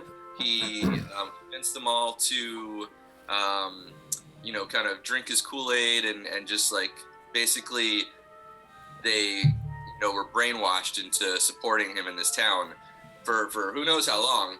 And we managed to defeat him in terms of making him leave, but he went to an astral plane or something, and then he recently came back, and we've been looking for him, and we recently narrowed in on a location for him. But I'm worried that he's going to get more powerful, and I'm worried that he's going to do something worse than he did before. Give me a perception check.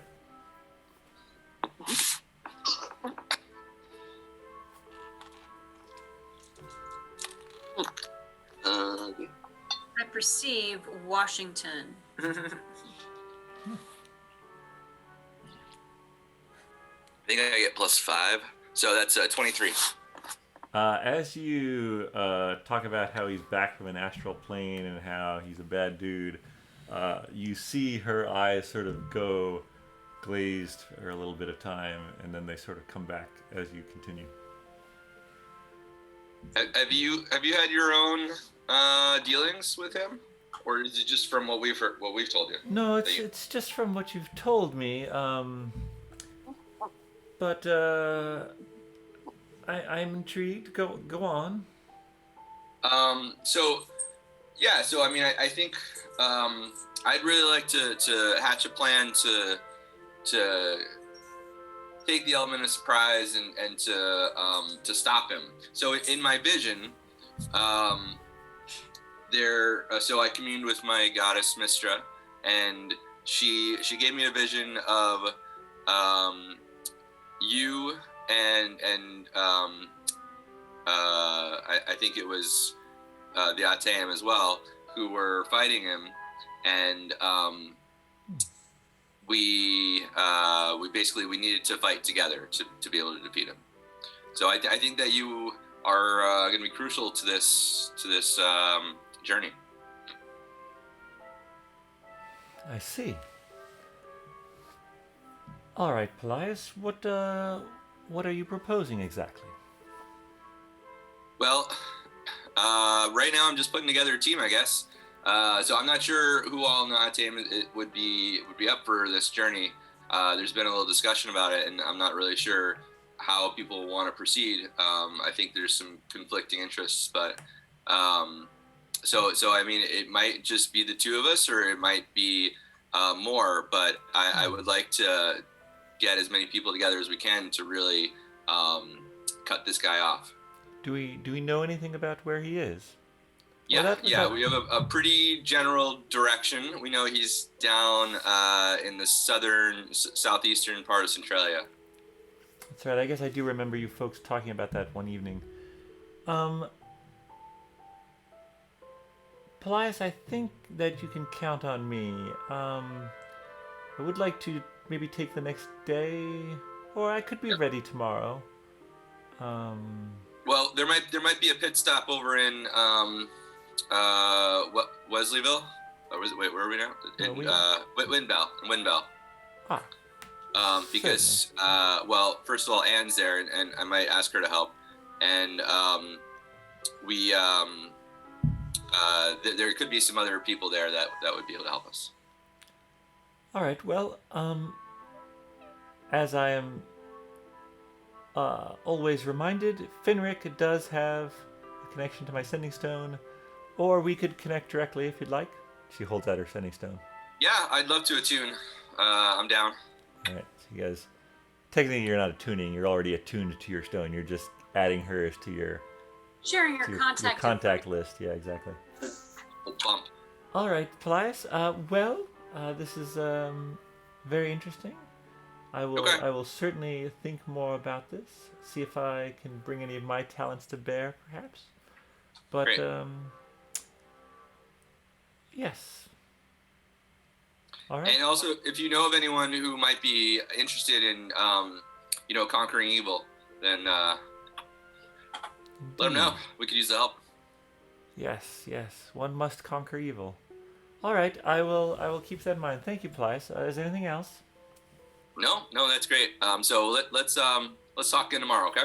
All right. All right. Have a good night. Good night. And you see her. She doesn't go back in the same door. She sort of walks down the street a little more, and then turns the corner and goes behind some other buildings. You are now outside of the academy main building. What would you like to do? All right.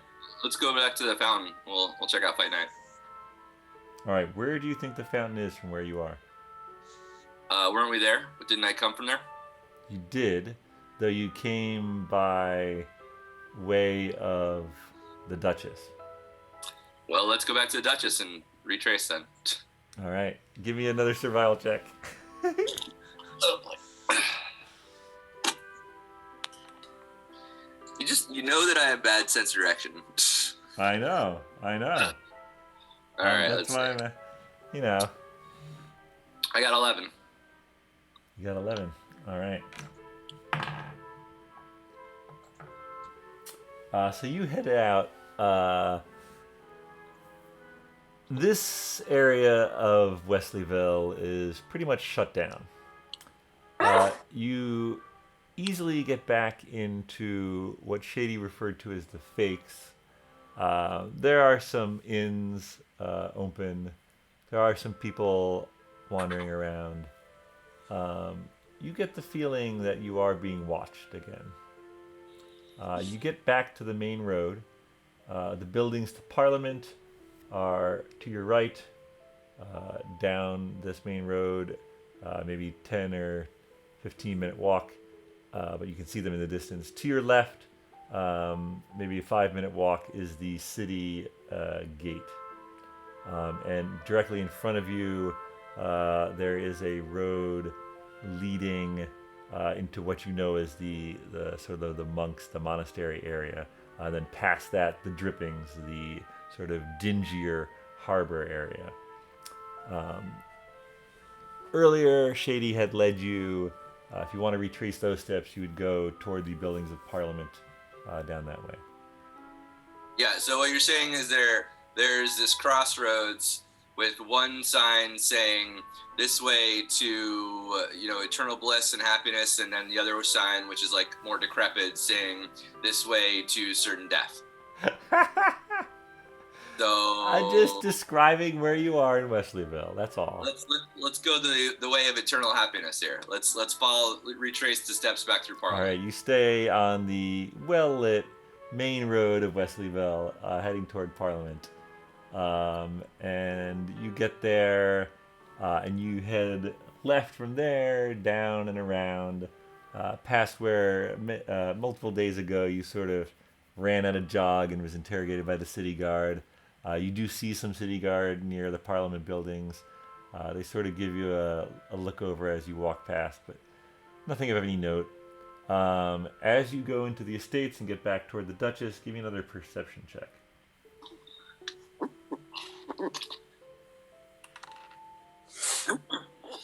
I think that's a 12. Yeah, You don't 12. really feel like you're being followed anymore. Not quite sure. But you get back to the Duchess. From there, you head to the road that runs along the river. Well, let's just stop in the Duchess real quick. Okay, you stop in the Duchess. Yeah, let's use the restroom. There's kind of a bathroom in here or something. There certainly is. There's also your own quarters. Yeah, no, the bathroom would be better, like a communal bathroom. Sure. It's very nice. Is there anyone else in there? Oh, there's in the bathroom? No, but there's definitely people at the Duchess. There's music being played. It is a lively place. Yeah, let's put on the hat. Okay. You see many. Let's see. I'm gonna be. Who shall I be? I am gonna be the old lady from the admissions office. Okay. All right, you come out of the bathroom of the Duchess as the old lady from the admissions office. What would you like to do? Well, was there a window or something from the bathroom? There's not a window into the bathroom. Okay. Oh, you mean like out to the outdoors? Right. Yes, there is. Okay, can we try to get through that window? Can we open that window and get out that way? Yes. Yes, you can. All right, cool. All right, so now we're outdoors again? You are outdoors. You are in a back alley behind the Duchess. Perfect. All right, let's just, slowly meander as an elderly lady would toward the fountain. Okay. All right. Meanwhile,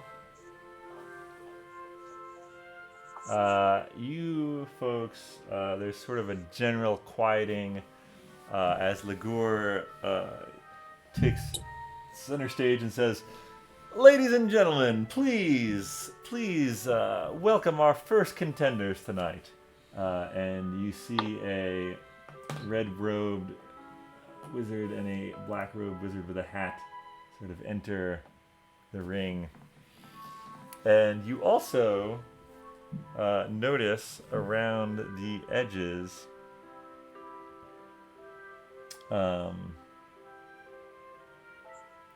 these sort of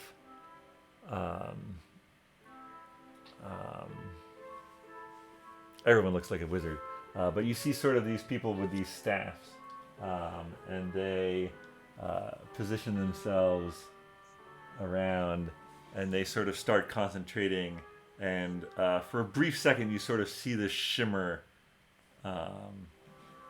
and then the fight starts. And right away, you see one of the wizards fly up in the air as another shimmery arcane field appears around the other one.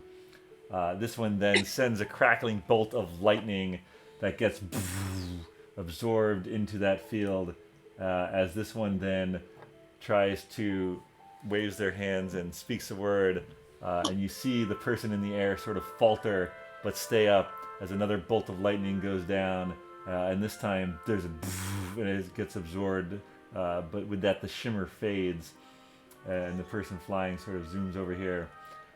3 magic missiles fire from that person and impact on the person flying, but they manage to stay in the air as a sort of ball of fire shoots out in a concentrated manner and impacts on this wizard's chest, and they get sort of knocked back, and another 3 magic missiles shoot out into the person flying in the air, and while she does take the impact, she is still flying successfully. And then you see the person on the ground get turned into a cat, and the person flying flies down and scoops up the now hissing cat and lands, and the sort of outer shimmer fades as Ligor walks in and holds up the woman's hand, the wizard woman's hand, and the crowd goes wild. And this whole thing probably took like, a minute and a half, maybe, if that, probably less actually. As they go to the side, the cat turns back into the wizard, and they sort of shake hands on the side as Ligor watches, and they sort of exchange things with him for a bit. So was that an FU fight? You could ask. Who's near me? I can ask. There's a Ask me. red. Hey, Finric, was that an FU fight? Oh, you over there? Oh. All right, you're over here. All right. Why did I ask? No, that was a anything goes type of fight. Okay. How would an FU fight have been different there? Until unconscious. Oh. I thought anything goes would be worse, but Well, it can be worse. Certainly, if you'll see a lot more destructive spells used during a. For instance, that immolation spell, had it been fully effective, that wizard who was turned into a cat would have been turned into a pile of ash that would have had no chance of being resurrected right away. good to know. Okay.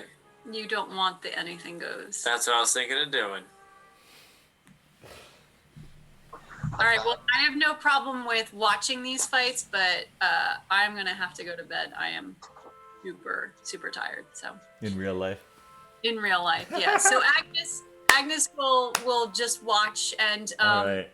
and if Finric and or Mr. Twizzard want to fight, then I will use a bardic inspiration before they go in. All right. Awesome. All right. Good to know. All right. Thank you. Do others want to continue, or should we save the bulk of Fight Night for next time? Up to you. I'm happy either way. I'm okay either way. Let's do one or two. Yeah. All right. What do you, Twizzard, Finric? Are you, Paelias? You are almost there. It's still going to be a little while till you get there. Yeah, I'm slow moving now. Yep. All right. I definitely want to fight. All right. So you motion and move over to Ligor, get his attention. Hey, you. Thinking of Yeah. fighting tonight, are you? I think so. I'm gonna do it. What type of fight are we talking about? Anything goes. Anything goes. Excellent choice. That'll be 500 gold now. Okay. That hurts. All right. You paid your 500 for the anything goes. I will. I'll contact you when it's your turn. That doesn't feel good on the wallet. Thanks. Your money is safe with me. Hmm. He moves off into the crowd. Finric, are you getting on the list? How long is the list? You could ask Ligor.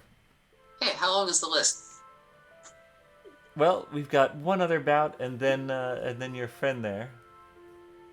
All right. Well, I might hang back for a minute, see how this goes with Mr. Twizzard. All right. Get a better feel of it. To be honest, like, because I'm more of a fist type of guy. I sort of want to feel it out and see if a guy like me stands a chance. I see. Well, I should also let you know that in the anything goes fights, really anything goes. So, magical items, dirty tricks. It's special guests. It's exciting. All right.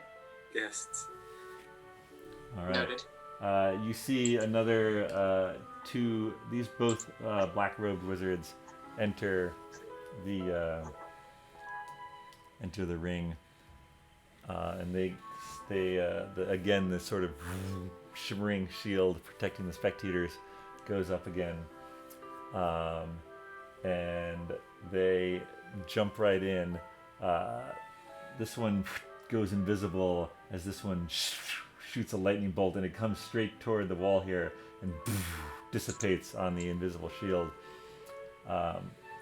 The other wizard appears behind, grabs this one, and sends what looks like shocking bolts of electricity into this one and knocks her onto her face. She quickly rolls over, though, and materializes a large,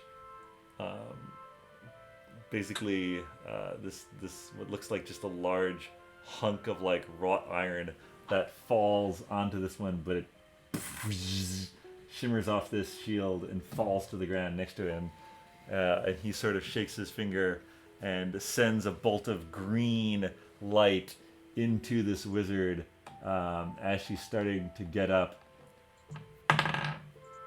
and her body sort of shakes and just turns into a pile of dust on the ground. And the crowd sort of goes, "Wah!" They all erupt. And he walks out of the ring and stands over here. I'm slightly worried. All right. That person's dead. That person's dead. Okay. Just mostly dead. Good to know. I don't know if I have enough tricks here. Alright, that's fine. No sweat. All So right. you can either get turned into a cat or you could die. All right. Ligor walks over to you, Twizzard, and he's like, "You're up, my friend." Alright. I get to pick my opponent? No, you do not. I'm sorry. Well, Did you think that you were going to? you know.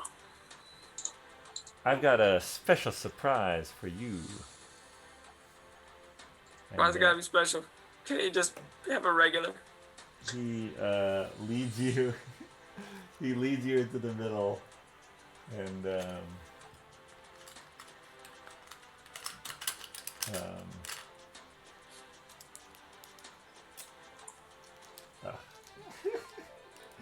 so you did say anything good, right? Mm-hmm. Perfect. As he steps out of the ring,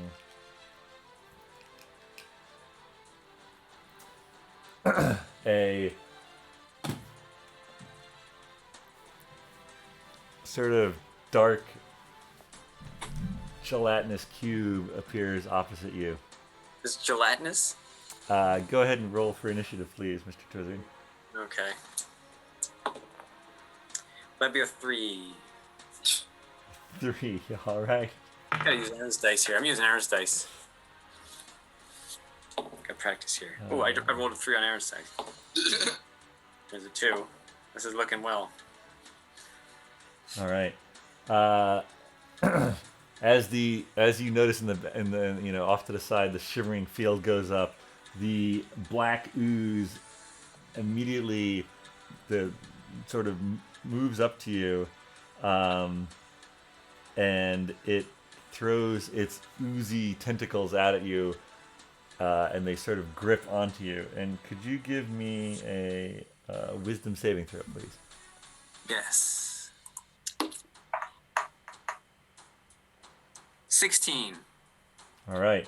The tentacles wrap around your head, and to add insult to injury, they sort of muss up your mohawk. And you take 18 psychic damage. Oof. Okay. You have to... you feel your memories slip away from you.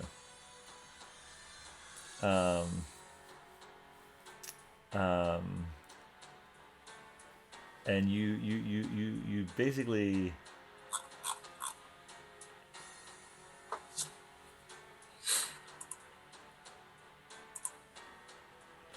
Yeah, you feel like you're just like not all there, but you're not quite sure how that'll manifest itself yet. All right, what would you like to do on your turn? Okay. Well, this thing's latched onto me, right? It is latched onto you. Well, no. That was more of a... No, you're not like grappled or anything. Oh, I thought it was like attached to me. No. It's sort of like... Oh, that's so much clearer. That clears it up. All right. So, but how close am I to it? I'm pretty much right next to it. Yeah, you're currently right next to it. All right.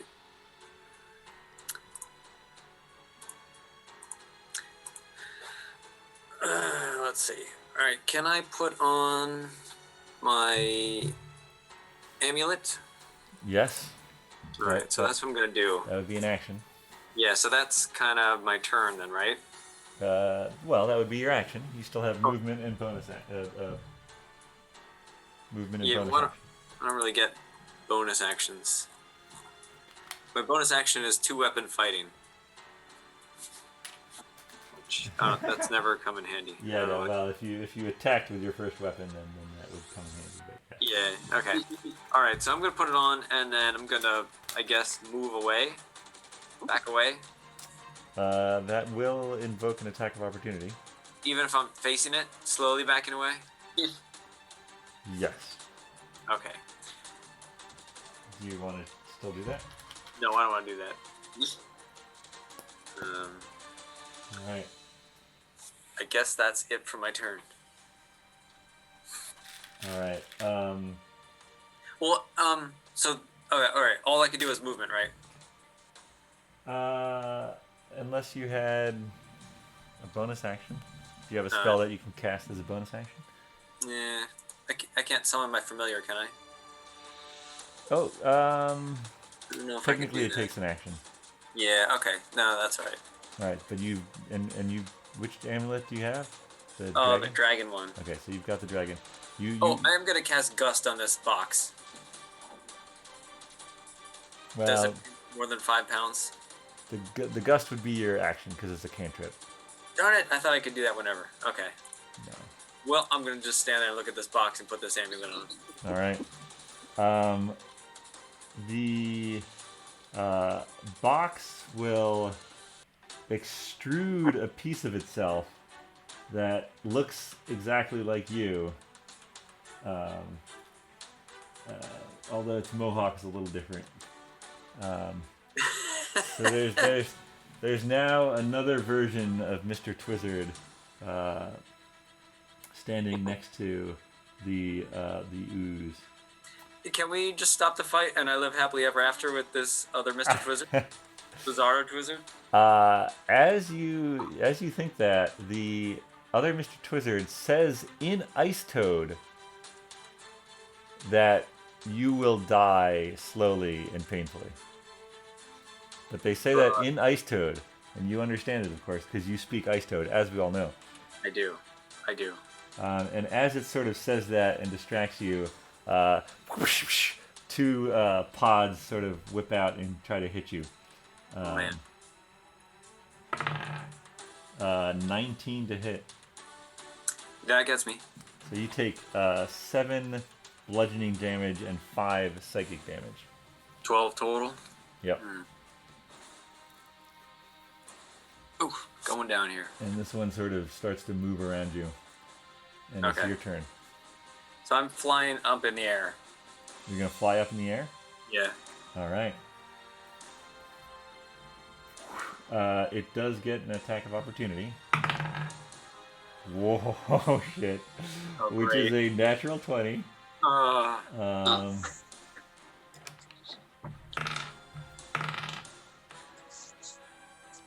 9 bludgeoning.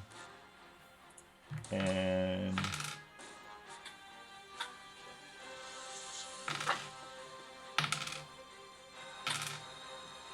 9 bludgeoning and 11 psychic. Woof. Alright. But you are now floating. How far up do you want to be? As far up as I can be. Okay. Fair enough. Well, what is your flight speed? Yeah, this is a much higher ceiling than the basement of the Fishworks. I don't actually know what my flight speed is. And I don't know because Erin didn't write on my card. It's probably your movement speed. Let's just say it's your movement speed. Alright, so that's 25 feet.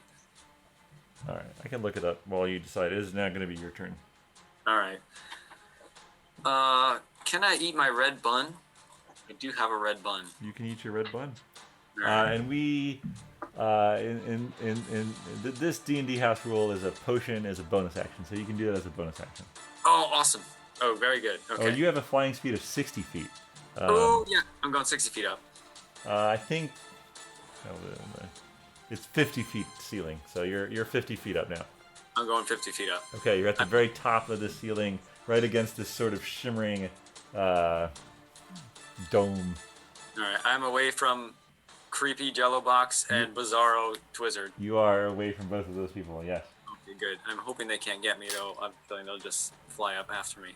Okay, so my red bun will be my bonus action, but my action Okay. Is my absolute favorite is I'm going to drop level 4 fireball on them. Okay.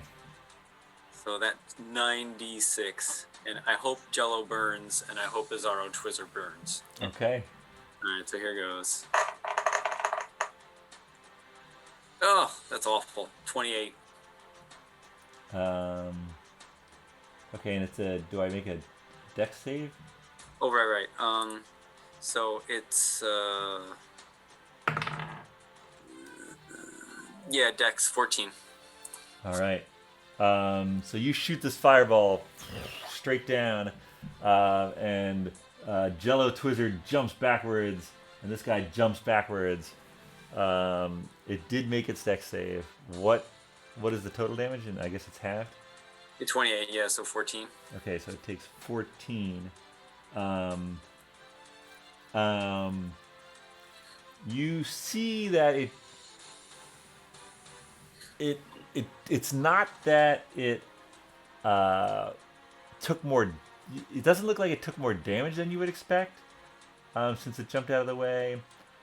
But it does seem to like hiss, and Jello Twizzard sort of like makes weird guttural noises as it backs away from the fiery remains of the fireball in the center.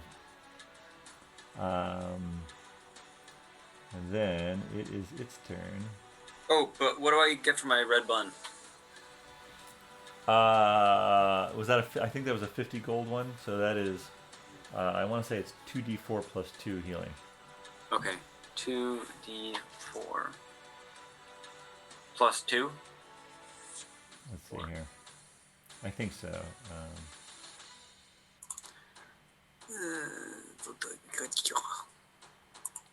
Yeah, 2d4 plus 2. Yep. Thought would be. Oh my god, total of 4. Oh well. Great rolls. Okay, I'm good. I'm not gonna tell you what my hit points are because it's embarrassing. Okay. You rolled 2 1s? Yes, sure did. Oh.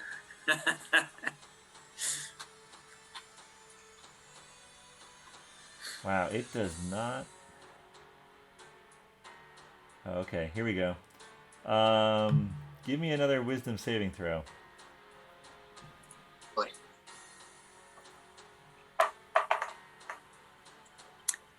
5. 5? The rolls are not with me here. Oh, dude. Bad. Okay. You are now paralyzed. And flying. I don't think for long. Yeah, no, not for long. So, I believe that breaks concentration. Hold on, let me.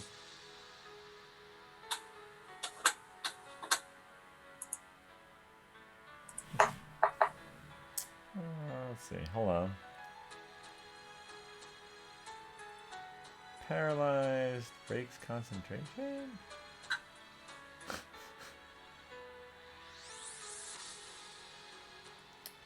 Yes.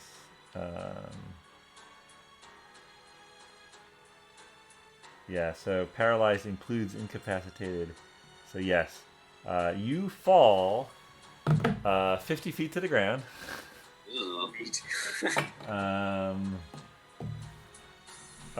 So you will take some amount of damage.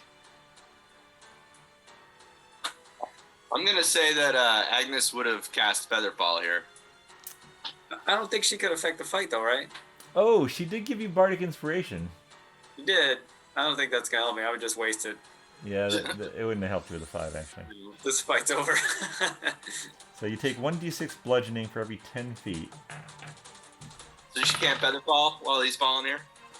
She could try, but it would not pass through the barrier. Oh.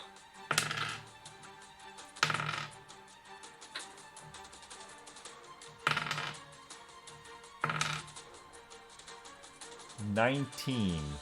Yeah, I'm dead. You're dead? Yeah. He just falls to his death. Alright, so Twizzard. I got latched by weird jello. I flew up in the air and fell down. That was the fight. Did you get any hits in? Oh, you hit him with some fireball. With the lamest fireball. You did hit it with a fireball. I'm even gonna drop that bead of force on him too. Oh man! Oh man! Should have did that first because I think it like holds him still if it hits him. The so you drop to the ground, fall unconscious. That's the last thing you see. Finric and Agnes, you see Ligor. You see the shimmer sort of drop. Ligor runs in as the ooze sort of moves toward him along with fake Twizzard. Do it for me. Ligor waves his hands, and the ooze disappears. Fake Twizzard disappears. And then another person comes out, lays their hands on you, Twizzard, and you come back to life. Or you come back to consciousness, rather. And Ligor shakes your hand, and he's like, "Well, you lost your money, but I called off the ooze. I feel a little guilty. I didn't know. Well, anyway, you're not dead." He sort of claps you on the back and leads you out of the ring. All right. He sort of looks to you, Finric, and he's like, "What do you think?" Yeah, why not? Yeah, it can't be worse. Well, could be. I suppose it could be, but So, what's your pleasure, Finric? Not the one where you die. Ah, all right. Yeah, the old FU then for you. Yep. All right.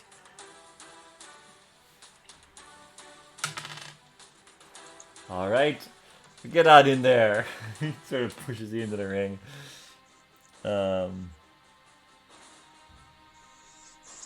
And and as you get into the ring and like sort of turn toward him, like, who am I fighting? A giant ant appears next to you. That's what I rolled. right. Go ahead and Roll roll it. initiative for me, please. 7. 7. Yeah, you're going first. No, wait, no, you're not. No, 7? No. Yeah. No.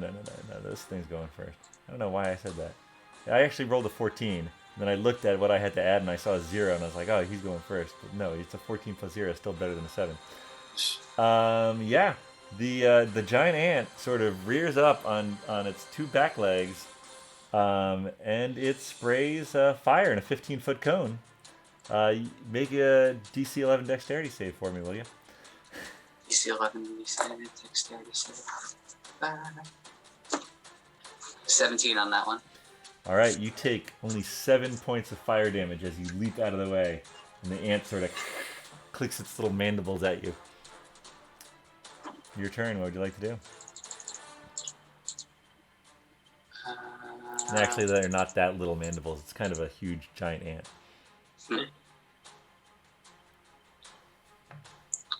One moment.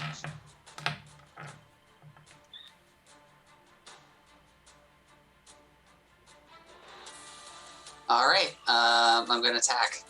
All right, jump in. 9. 9 to hit. 9 misses. 21. 21 hits. All right. So, one moment. So,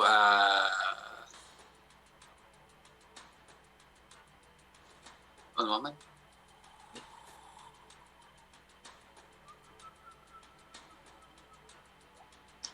Okay, so I'll try a stunning strike. All right. Is that a So it needs to fail a con saving throw, DC 13. 19? Dang. Okay, so in terms of damage, what am I doing? 6 damage, and then I'll proceed with my flurry of blows. Okay. 27. 27 hits. Gonna try another stunning strike. Elbow to its carapace. You hear a crack. Nice. Yeah, go ahead. Oh, wait, I have to get that. Ah, oh my god. Oh, that is 11. All right, so stunned. Stunned till the end of your So next it does turn. 7 damage. 7 damage. And one more attack. I also have extract aspects. You, as you connect with its insect key, you understand that it is resistant to fire damage, and that it can see really well in the dark. That's about it. Cool. So 13. So total. last attack is a 23 That hits. and does 4 damage. It's taken 17 total.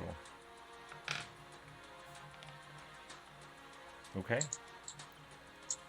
It's just sort of, all of its legs are sort of wiggling on the ground.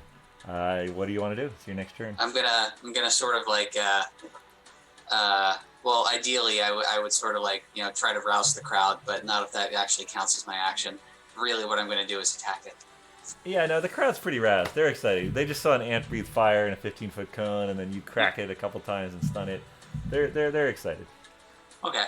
I mean, what they are gonna see is they're gonna see me like hit this thing 8 times in a row. That's got to be pretty good. Yeah, that's pretty good. Or at least swing at it 8 times in a row. Cool. So I'm gonna do my 2 attacks. Yep. So first one is 21. Yep. Second one is 13. 13 hits. Great. So then it'll be 7, 6, 13 damage. Okay, it's taken 30 damage. Okay. So then I'm gonna flurry of blows. Okay.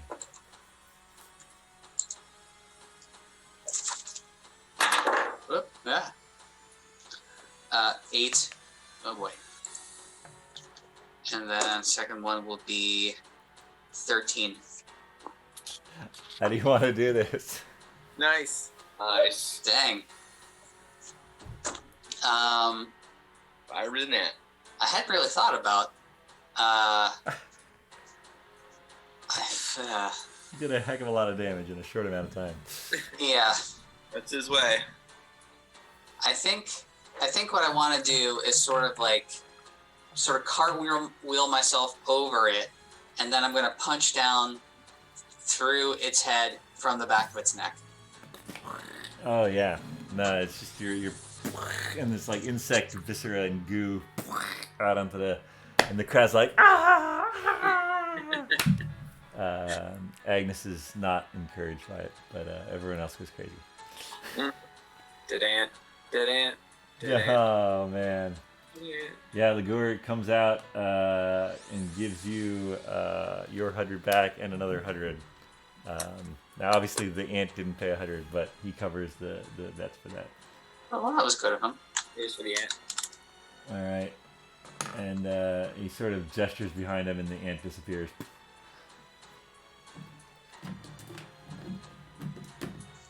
Very nice. Just then, Paelias gets there. It's Erin. Sort of looks around, sees Mr. Bones. Mr. Bones is like, Bones. So, how did somebody get into this fight? You sort of walk over where you see Finric and Twizzard. Twizzard's looking not so great. It looks like he could use a heal. And Ligur's like, welcome. You're looking to get some fighting in tonight. We've got a. Old ladies need to fight too. Oh, he still looks like an old lady. Oh shit, you're right. That's awesome. Miss, I do have one wizard on the list who wanted to fight. Are you sure you're up? Okay, well, I haven't done this before, but you set me up and let's try it out. And give me a passive perception, or give me an active perception check, please.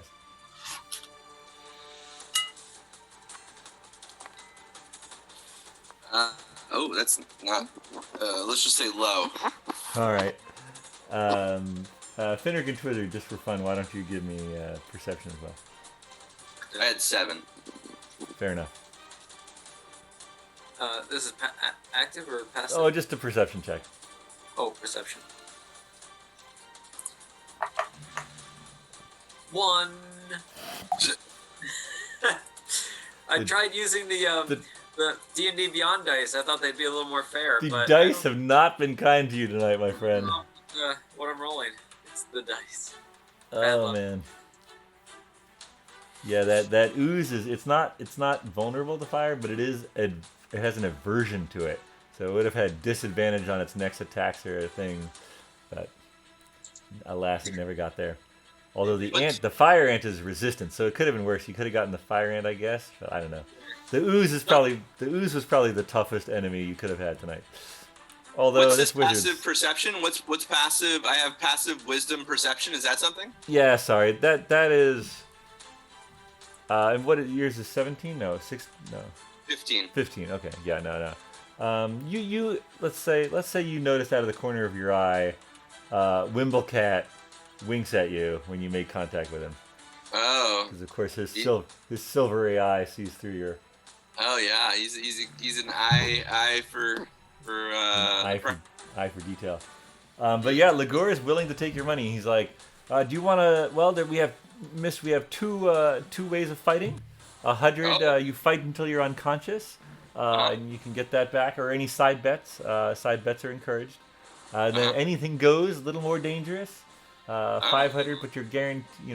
If you win, you're guaranteed the 500 from the opponent and 500 from me for taking that risk on. Oh well, I'm that kind of girl, so let's go anywhere. Anything goes. Are you sure? Oh sure. He sort of looks around. The other wizards are like, Wimblecat's like thumbs up, and he's like, all right. It's been a good life. All right, so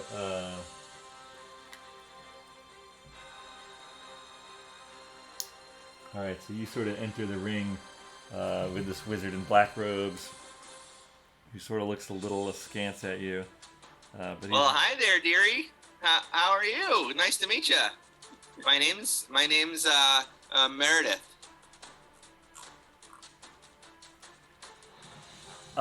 He says, Meredith, I am Everard. Pleasure, Everard. Shall we fight? All right, let's do it. All right, roll for initiative.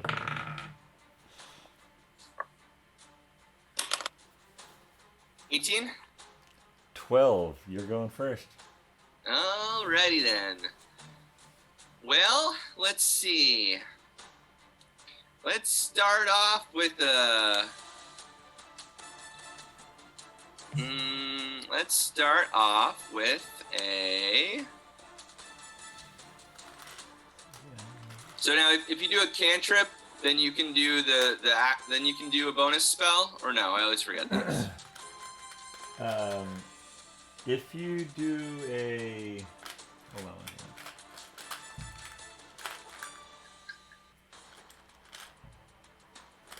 Did you say you're a little old lady? Like short legs, little old lady? Yeah, sure.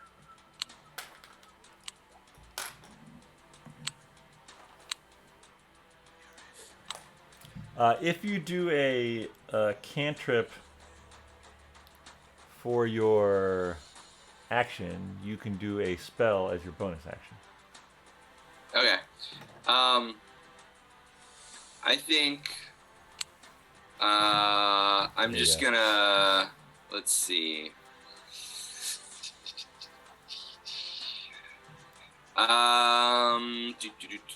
But if I do a spell, then I can't do a bonus action. I always get stuck here. My bonus action options are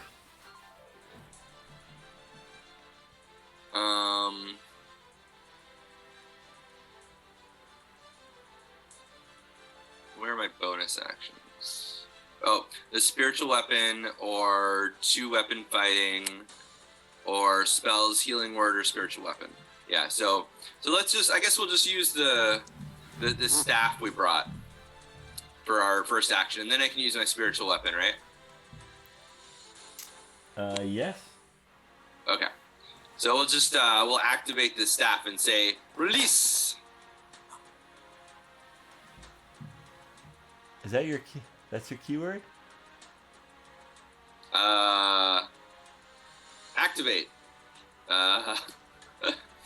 Release attack. No, I thought it was release. Is yeah, it? pretty sure it's release. All right, sure, fine. So what? A giant serpent jumps out. Yeah. What do you think it was? I don't know. I guess I'm getting it confused with Wimblecat. I think that's what I was thinking of. Yeah, I'm pretty sure it's release. All right, whatever. Close enough. So this giant serpent attacks. What's it do? So let's go for the wrap. Let's wrap it. Wrap him up. Okay. So it's Nice. Is that a feature of the giant snake?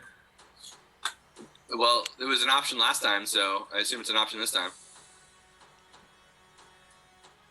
You want me to read the instructions again? I have it here. Okay. Staff of the Python.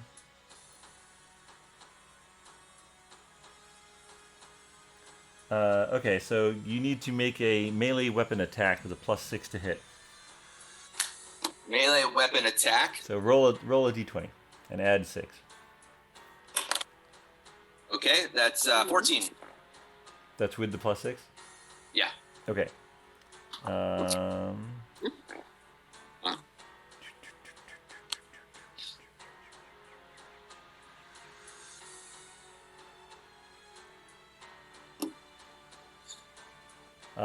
As the snake materializes and springs for this wizard, he's like, all of a sudden he's like, whoa! And this sort of shimmering shield comes up, and the snake bounces off of it and lands on the ground at his feet. Well shielded, sir. All right, and then for our bonus action, we'll do our spiritual weapon. Zzz. All right. Break through the shield. Go ahead and roll that attack. It appears in the air. All right, so we're doing it at level 4. Okay. And we get plus plus 5, so 20. 20 breaks through. Nice. Roll that damage. 2d8 plus 2. Boof. 4 and 2 is 6 plus 2 is 8. All right, 8 damage. All right, that's your turn. Yeah. All right, you still look like this little old lady. Yeah. But he's pretty sure you're pretty good battler there.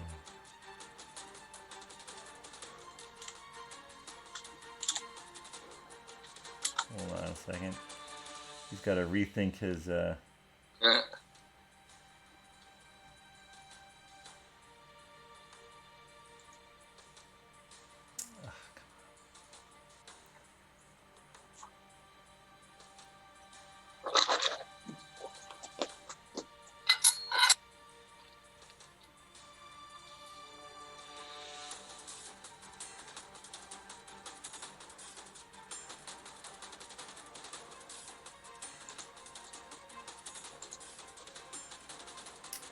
Sorry. New NPC. Who dis? Let's see. Okay.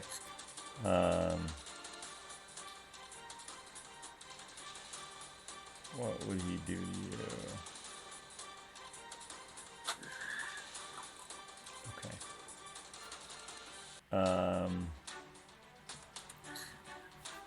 He disappears from your sight, appears over here on the edge, and this immense sort of sonic boom or thunderous boom sounds out. Boom! And your snake and you have to both make a Constitution saving throw. Alright. Do I just roll and decide if it's me or my snake? Well, roll for the snake first. Alright, snake first. Oh, damn it.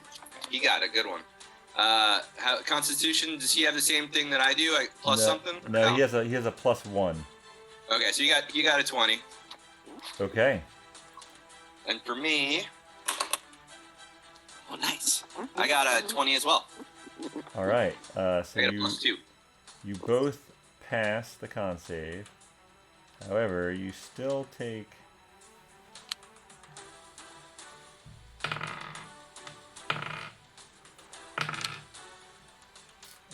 You still both take 6 damage. 6. How much does my snake have? Oh, that's a good question.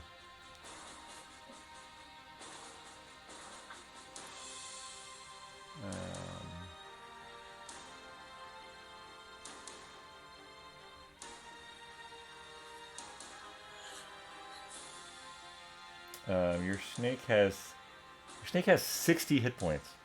What? That's awesome. Good job, buddy. Yeah. How can I mark this? With pen and paper? Damn it. All right, I'll do it. All right, cool. So you're keeping track of your own, though, right? Yeah. Okay. All right, so what did I say? 6 damage? Yeah, 6 out of 60. Okay. Good snake. And that is his turn. Is it an action for the snake to attack, or does he have his own actions? You have to use a bonus action. Oh, no. I'm sorry. On your turn, you can mentally command the snake if it's within 60 feet of you and isn't incapacitated. You decide what action the snake takes and where it moves during its next turn. Or So you can is that an action to do that, to mentally command him? No. Oh. So that's like a bonus action. Apparently. Sweet! Alright. So let's start off with getting these spirit guardians up. Okay. Level 3. Level 3 spirit guardians up. Sounds pretty good. I call forth my spirits. They flit around me at a distance of 15 feet. Alright. I'm gonna say he's... So that doesn't do anything unless they're like start their turn, I think, right? Yeah, he's currently just outside it. Okay. And then I will command my snake to jump him and bite him this time. Okay.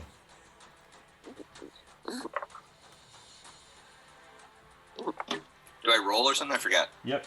Roll another attack. All right, and then I add something. Yep. For a bite, it is +6. What? 21. Yeah, that hits. It's 2d6 plus 4 piercing. So roll. 2d6 Yep. plus 4. Ugh. Oh. Well, I got 6. All right, he takes 6. Okay, and then spiritual weapon. All right.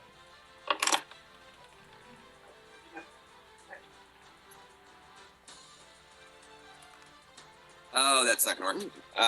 What does my spiritual weapon add? It's +5, so I got 10. Yeah, that misses.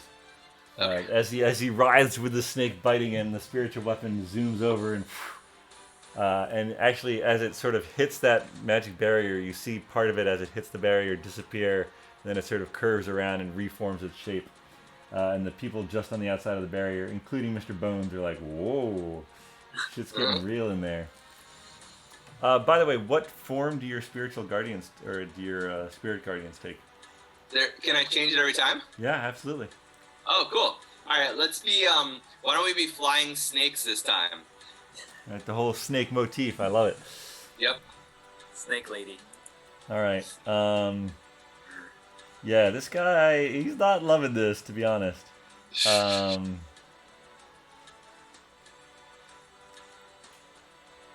You see him make a motion that you've seen Twizzard make many times. And a bright streak flashes from his finger and impacts over here, and a fireball goes and... Oh, actually... Oh man, yeah, this is gonna be awesome. I never know who it's gonna be awesome for when you say that. It always gets Right. rude. Usually not us. No. No, he can't really hit the snake without him. I was gonna say he could like. Let me read this. Let me read something real quick.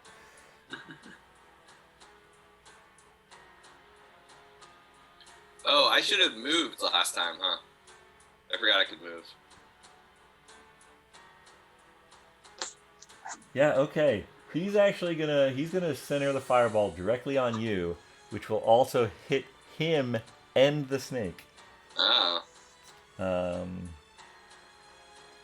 So give me a dexterity saving throw for both you and the snake. Which one first? Let's do snake first again. Okay. Snake, dexterity. He gets that what again? +2 for dexterity. You got a 6. Okay, the snake fails. And I got, what do I add? Dexterity, saving dexterity +0. Ow. I got a 15. Okay, hold on one second. Was it dexterity last time?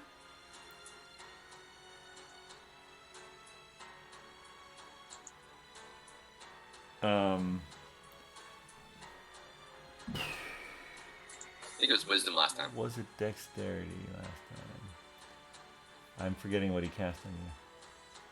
Or did he? Doesn't matter. It's okay. I just want to make sure I added the right thing last time. Oh. Yeah, I don't know. So you both take 31 fire damage. Oh, 15 failed? 15 failed. Oh, shit. That's not good. Alright, you keeping track of the snake? I am keeping track of the snake. Now, he was also in that blast. Let's see if this gambit...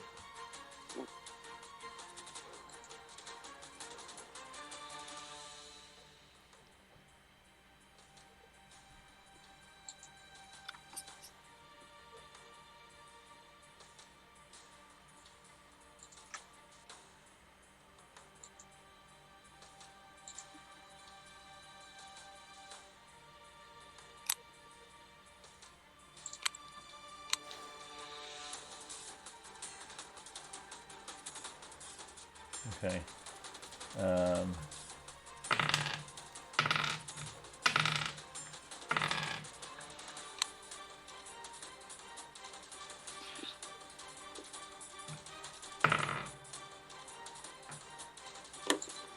He takes.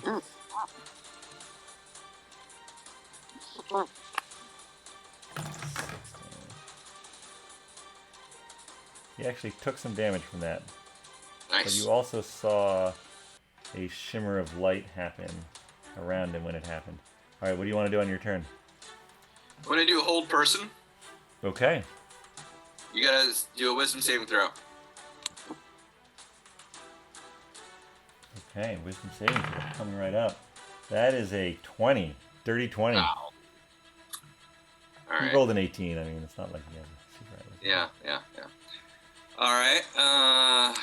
Shoot. So that was your action. You could also move closer to him to put him in your spirit guardian. Yeah. Definitely gonna move, and I'm gonna do the snake again. Okay. And then so snake bite. Let's do bite again. Okay. What do I add again? 5? Oh, to bite, 6. 6, so 11. 11 misses. Okay, The and then snake is move too closer damaged by to the him, but fire. also spiritual weapon. Spiritual weapon, go for it. Oh, nat 20. Oh, that's gonna hit, and you can roll the damage dice twice. Nice. Ooh. Nice. All right. What do I do for spiritual weapon? That's 2d8 plus 2. So that means I roll 4d8 plus 2. Correct. Okay. 2d8. Okay.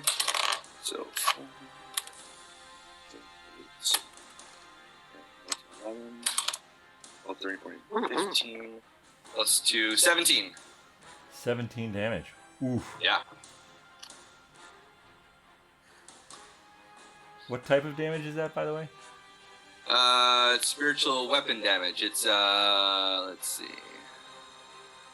1 bonus action.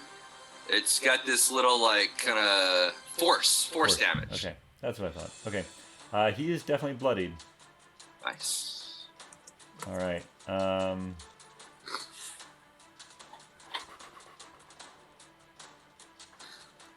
What is he gonna do? He is going to.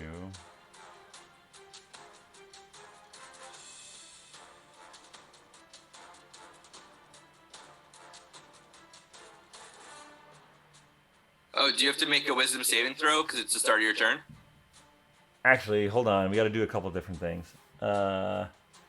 You need to make a concentration check to see if your spiritual guardians stay up after the fireball. So it's 10 or half the damage. So whichever's higher. So you have to. I think you have to beat a 16 or a 15. So, concentration saving throw that one. That's what you said. Hold on, let me look it up. If I want to make sure I do this right. Whenever you take damage while you're concentrating on a spell, you must make a Constitution saving throw to maintain your concentration. The DC equals 10 or half the damage you take, whichever number is higher. So yeah, you have to make a Constitution save and hit 15 or better.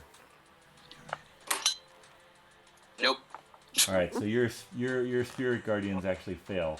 So he does not. He would have taken damage from them, but Got they're it. gone. Okay. Okay. Should have moved last turn. He is going to.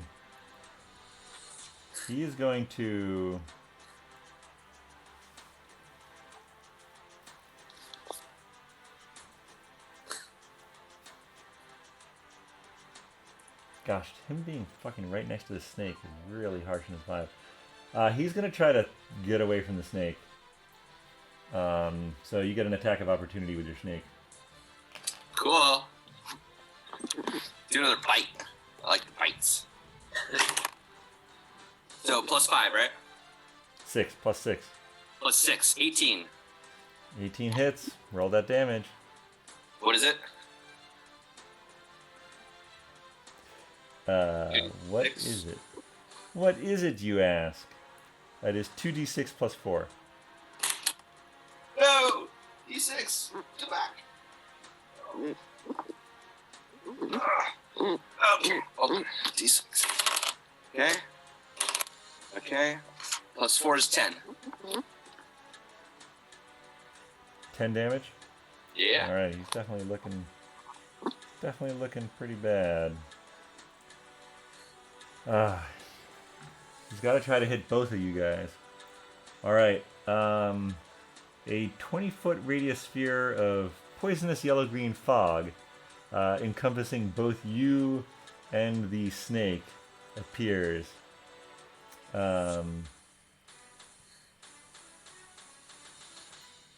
Okay, your turn's going to start.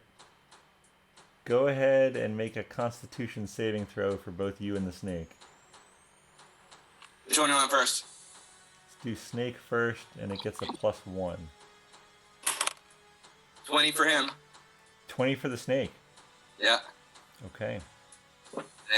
I get +2. I got a 16. Oh, that's just saves. All right. Just saved. Yeah. Nice. But you still take 8. You both take 8 damage. 8. All right. The snake has taken 45. Okay. That's a tough snake. Yeah, he's got 60. He's good. It's incredible. You should know, though, if the snake is reduced to 0 hit points, it dies and reverts to staff form. The staff then shatters and is destroyed. Yeah, I know. All right. You can do it. So that is the start of your turn. What would you like to do? So it's my turn now? It is your turn. You are in a heavily obscured area right now because In of the this, fog, yeah. because of this dense poisonous fog. And in fact, everyone trying to watch from the outside now has very difficult time seeing inside. Vision is blocked. Creatures are effectively blinded. So you do have dark vision. So it's like you're in dim light, basically. You would have. I'm just going to do disadvantage- healing word. What's that? I'm going to heal a word. Okay. Healing word. On- So it's a 3d4 plus 2.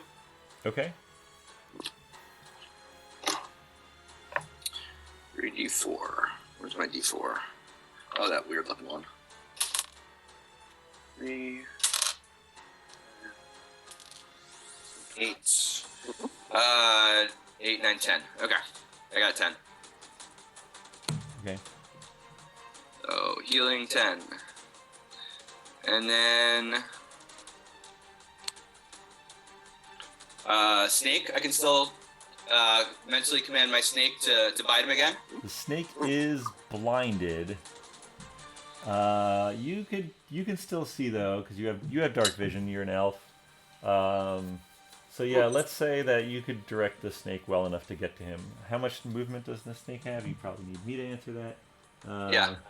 The snake has 30 feet, and he only has 25. So yeah, it could get to him. Yep, it can get to him. Okay. So Okay, and what do I add again? as he watches, he makes this cloud. He's like sort of looking, and a snake jumps out and like bites him. And it's plus 6, right? Yes, So 20. 20. To hit. 20 to hit.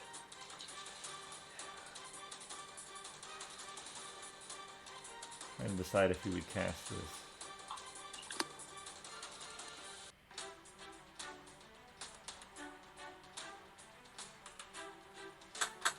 Yeah, he puts up a shield, but it's just not enough, and the snake bite goes through. Nice. How much is that? So the shimmering shield goes up again, but the snake manages to get through just before it goes up. What's my damage? You're doing the bite is 2d6 plus 4. Alright. Alright, so it's 11.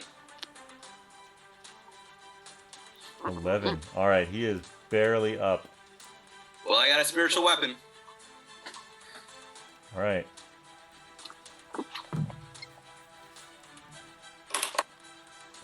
Oh, damn it. Spiritual weapon plus 5, so 15. He's got his shield up. It's not enough. Alright. But you made him burn the first level spell for the snake, but it lasts through to his next turn. Gotcha. All right. Okay, he knows he's going down if he doesn't do something drastic.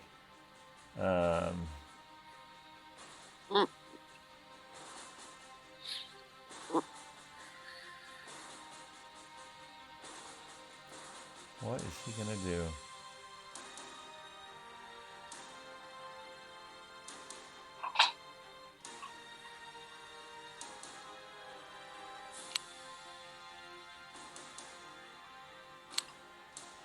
All right, make a wisdom saving throw.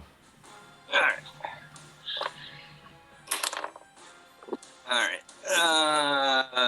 18. You feel this arcane energy hit you, and it's like it's trying to make you into a moth, but you fight it off. Nice. And his polymorph spell fails. That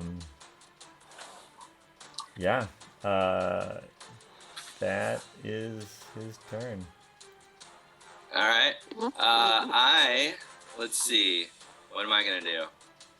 I'm going to put on the amulet. All right. Oh shit, Twizzard, you have the amulet on. You never took that off. You died with it on. I took it off when I got back to life. Give me a wisdom saving throw when you do that. No sweat. So easy. Is this my... Alright. Come on, maybe. Oh, that looks good. 20. Oh, yeah. Oh yeah, you're fine. You don't even notice anything. Paelias, you put on the amulet as your action? Yep. Okay. What happens? Which is it? The serpent amulet? Yeah. You feel power at your fingertips just waiting to be released. But that was my action, so I can't release it? That's true. Okay, so let's add the snake bite. All right, snake bite, go for it. Snake bite. Okay, so plus 6, you said? Yes. That's 17. All right. The shield goes up, and the snake is deflected. Although you can tell from the look on his face that he's not so happy about having to use it again. All right, spiritual weapon. All right, spiritual weapon. That doesn't work. Oh wait, That's a 12. hold on. Oh. Have you gotten out of the cloud? No? Oh, am I supposed to continue to make saving throws? Yes. Ah, okay. I think it was just this one turn, right? Or was it another one before?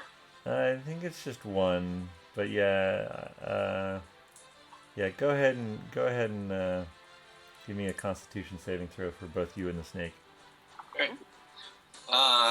Okay.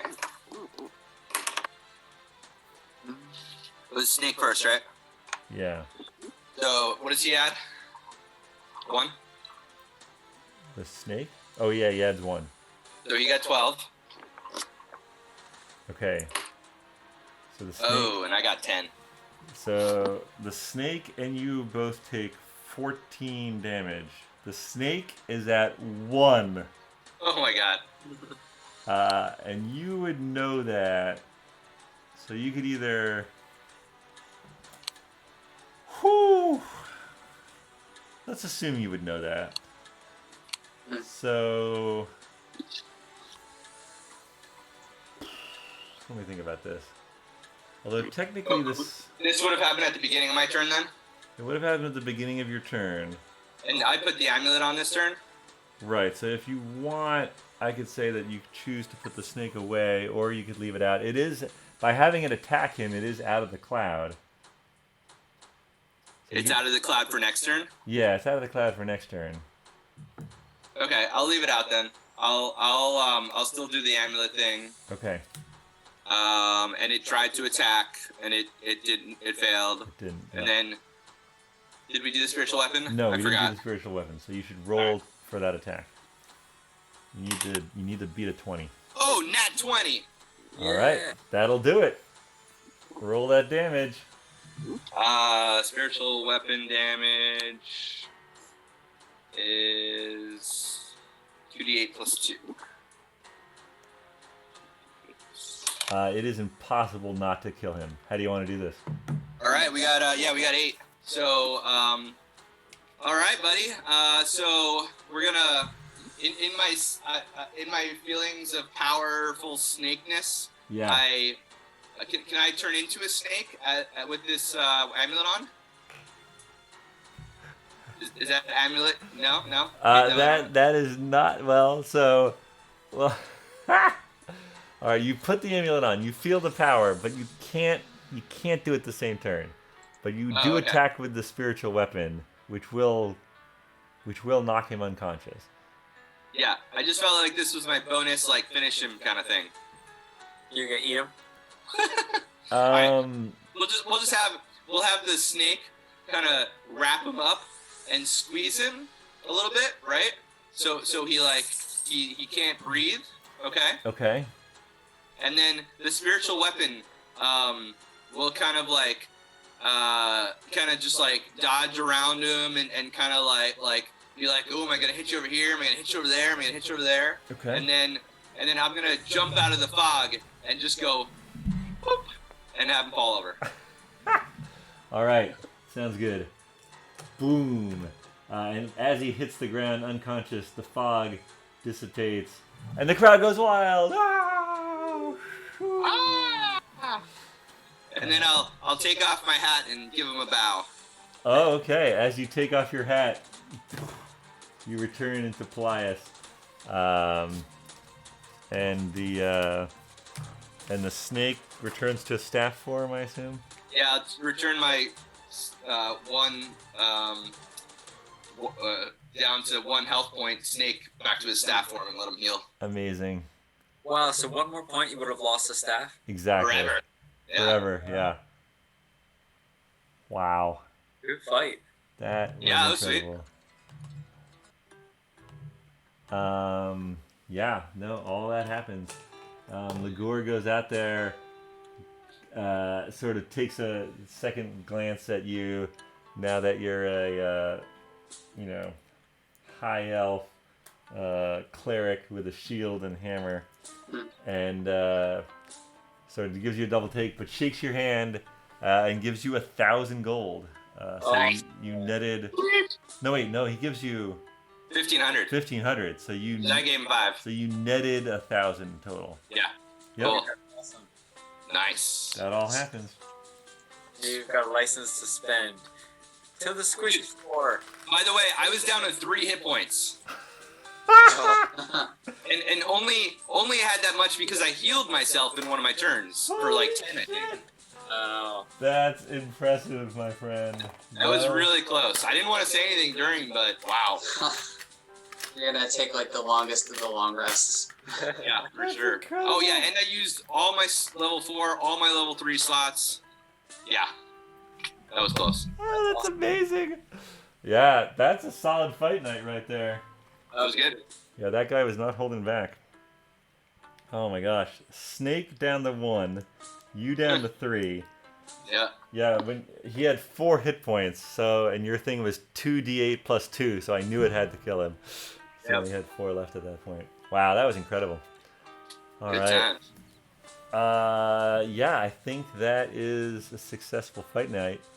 Anything you guys want to do before you head back to the Duchess? Yeah, actually, I wanted to have a sidebar with Finric, if that's cool. Yeah, absolutely. Hey, Finric, what's up, man? Hey, that was a hell of a thing. Yeah, right. That was some fight. Dang. Did you find Finistle? I did, yeah. So listen, I don't know how you feel about everything, but I really feel strongly that we need to take on Falrith. I don't want him to be stewing and getting more powerful, and I really I think I could really use your help if you are down for it. Well, shit. Yeah. Because I talked to Finstrel and I told her about my vision, and I said,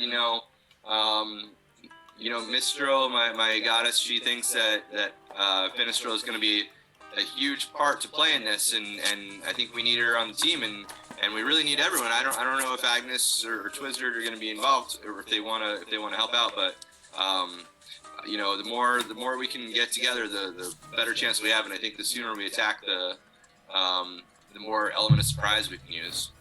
Mm-hmm. Sounds good. So we're still. So the plan is to get our ship. Yeah.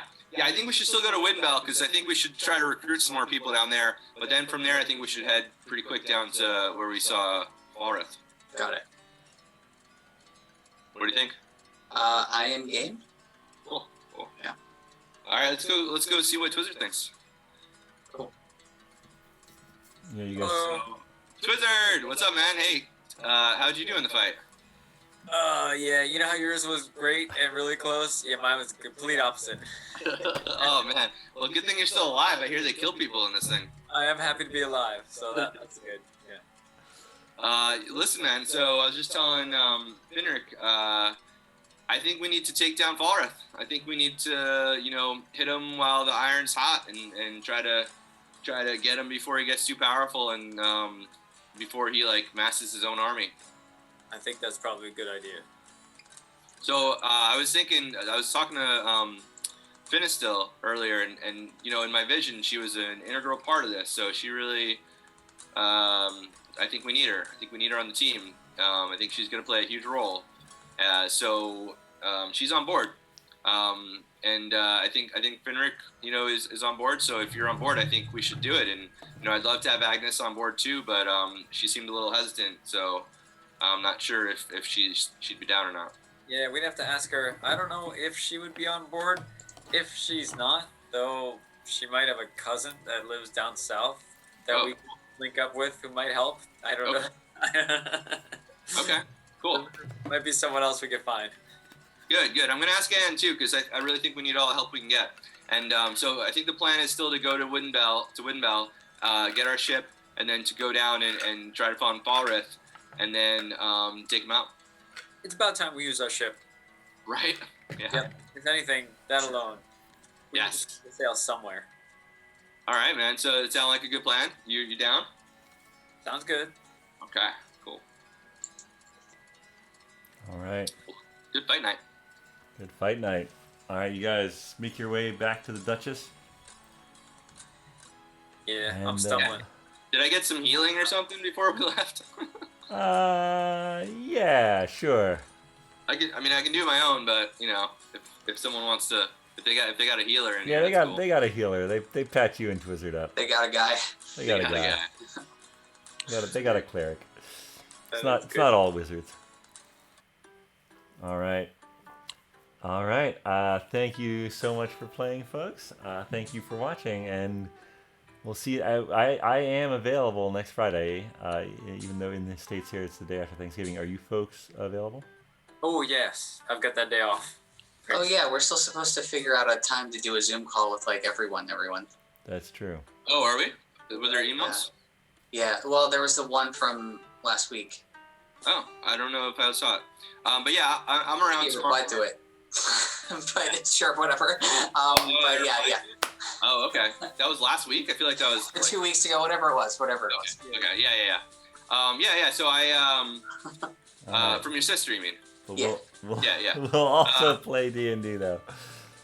Yeah, but Yes. I am around on Friday. I have to work, but I will be around the usual time.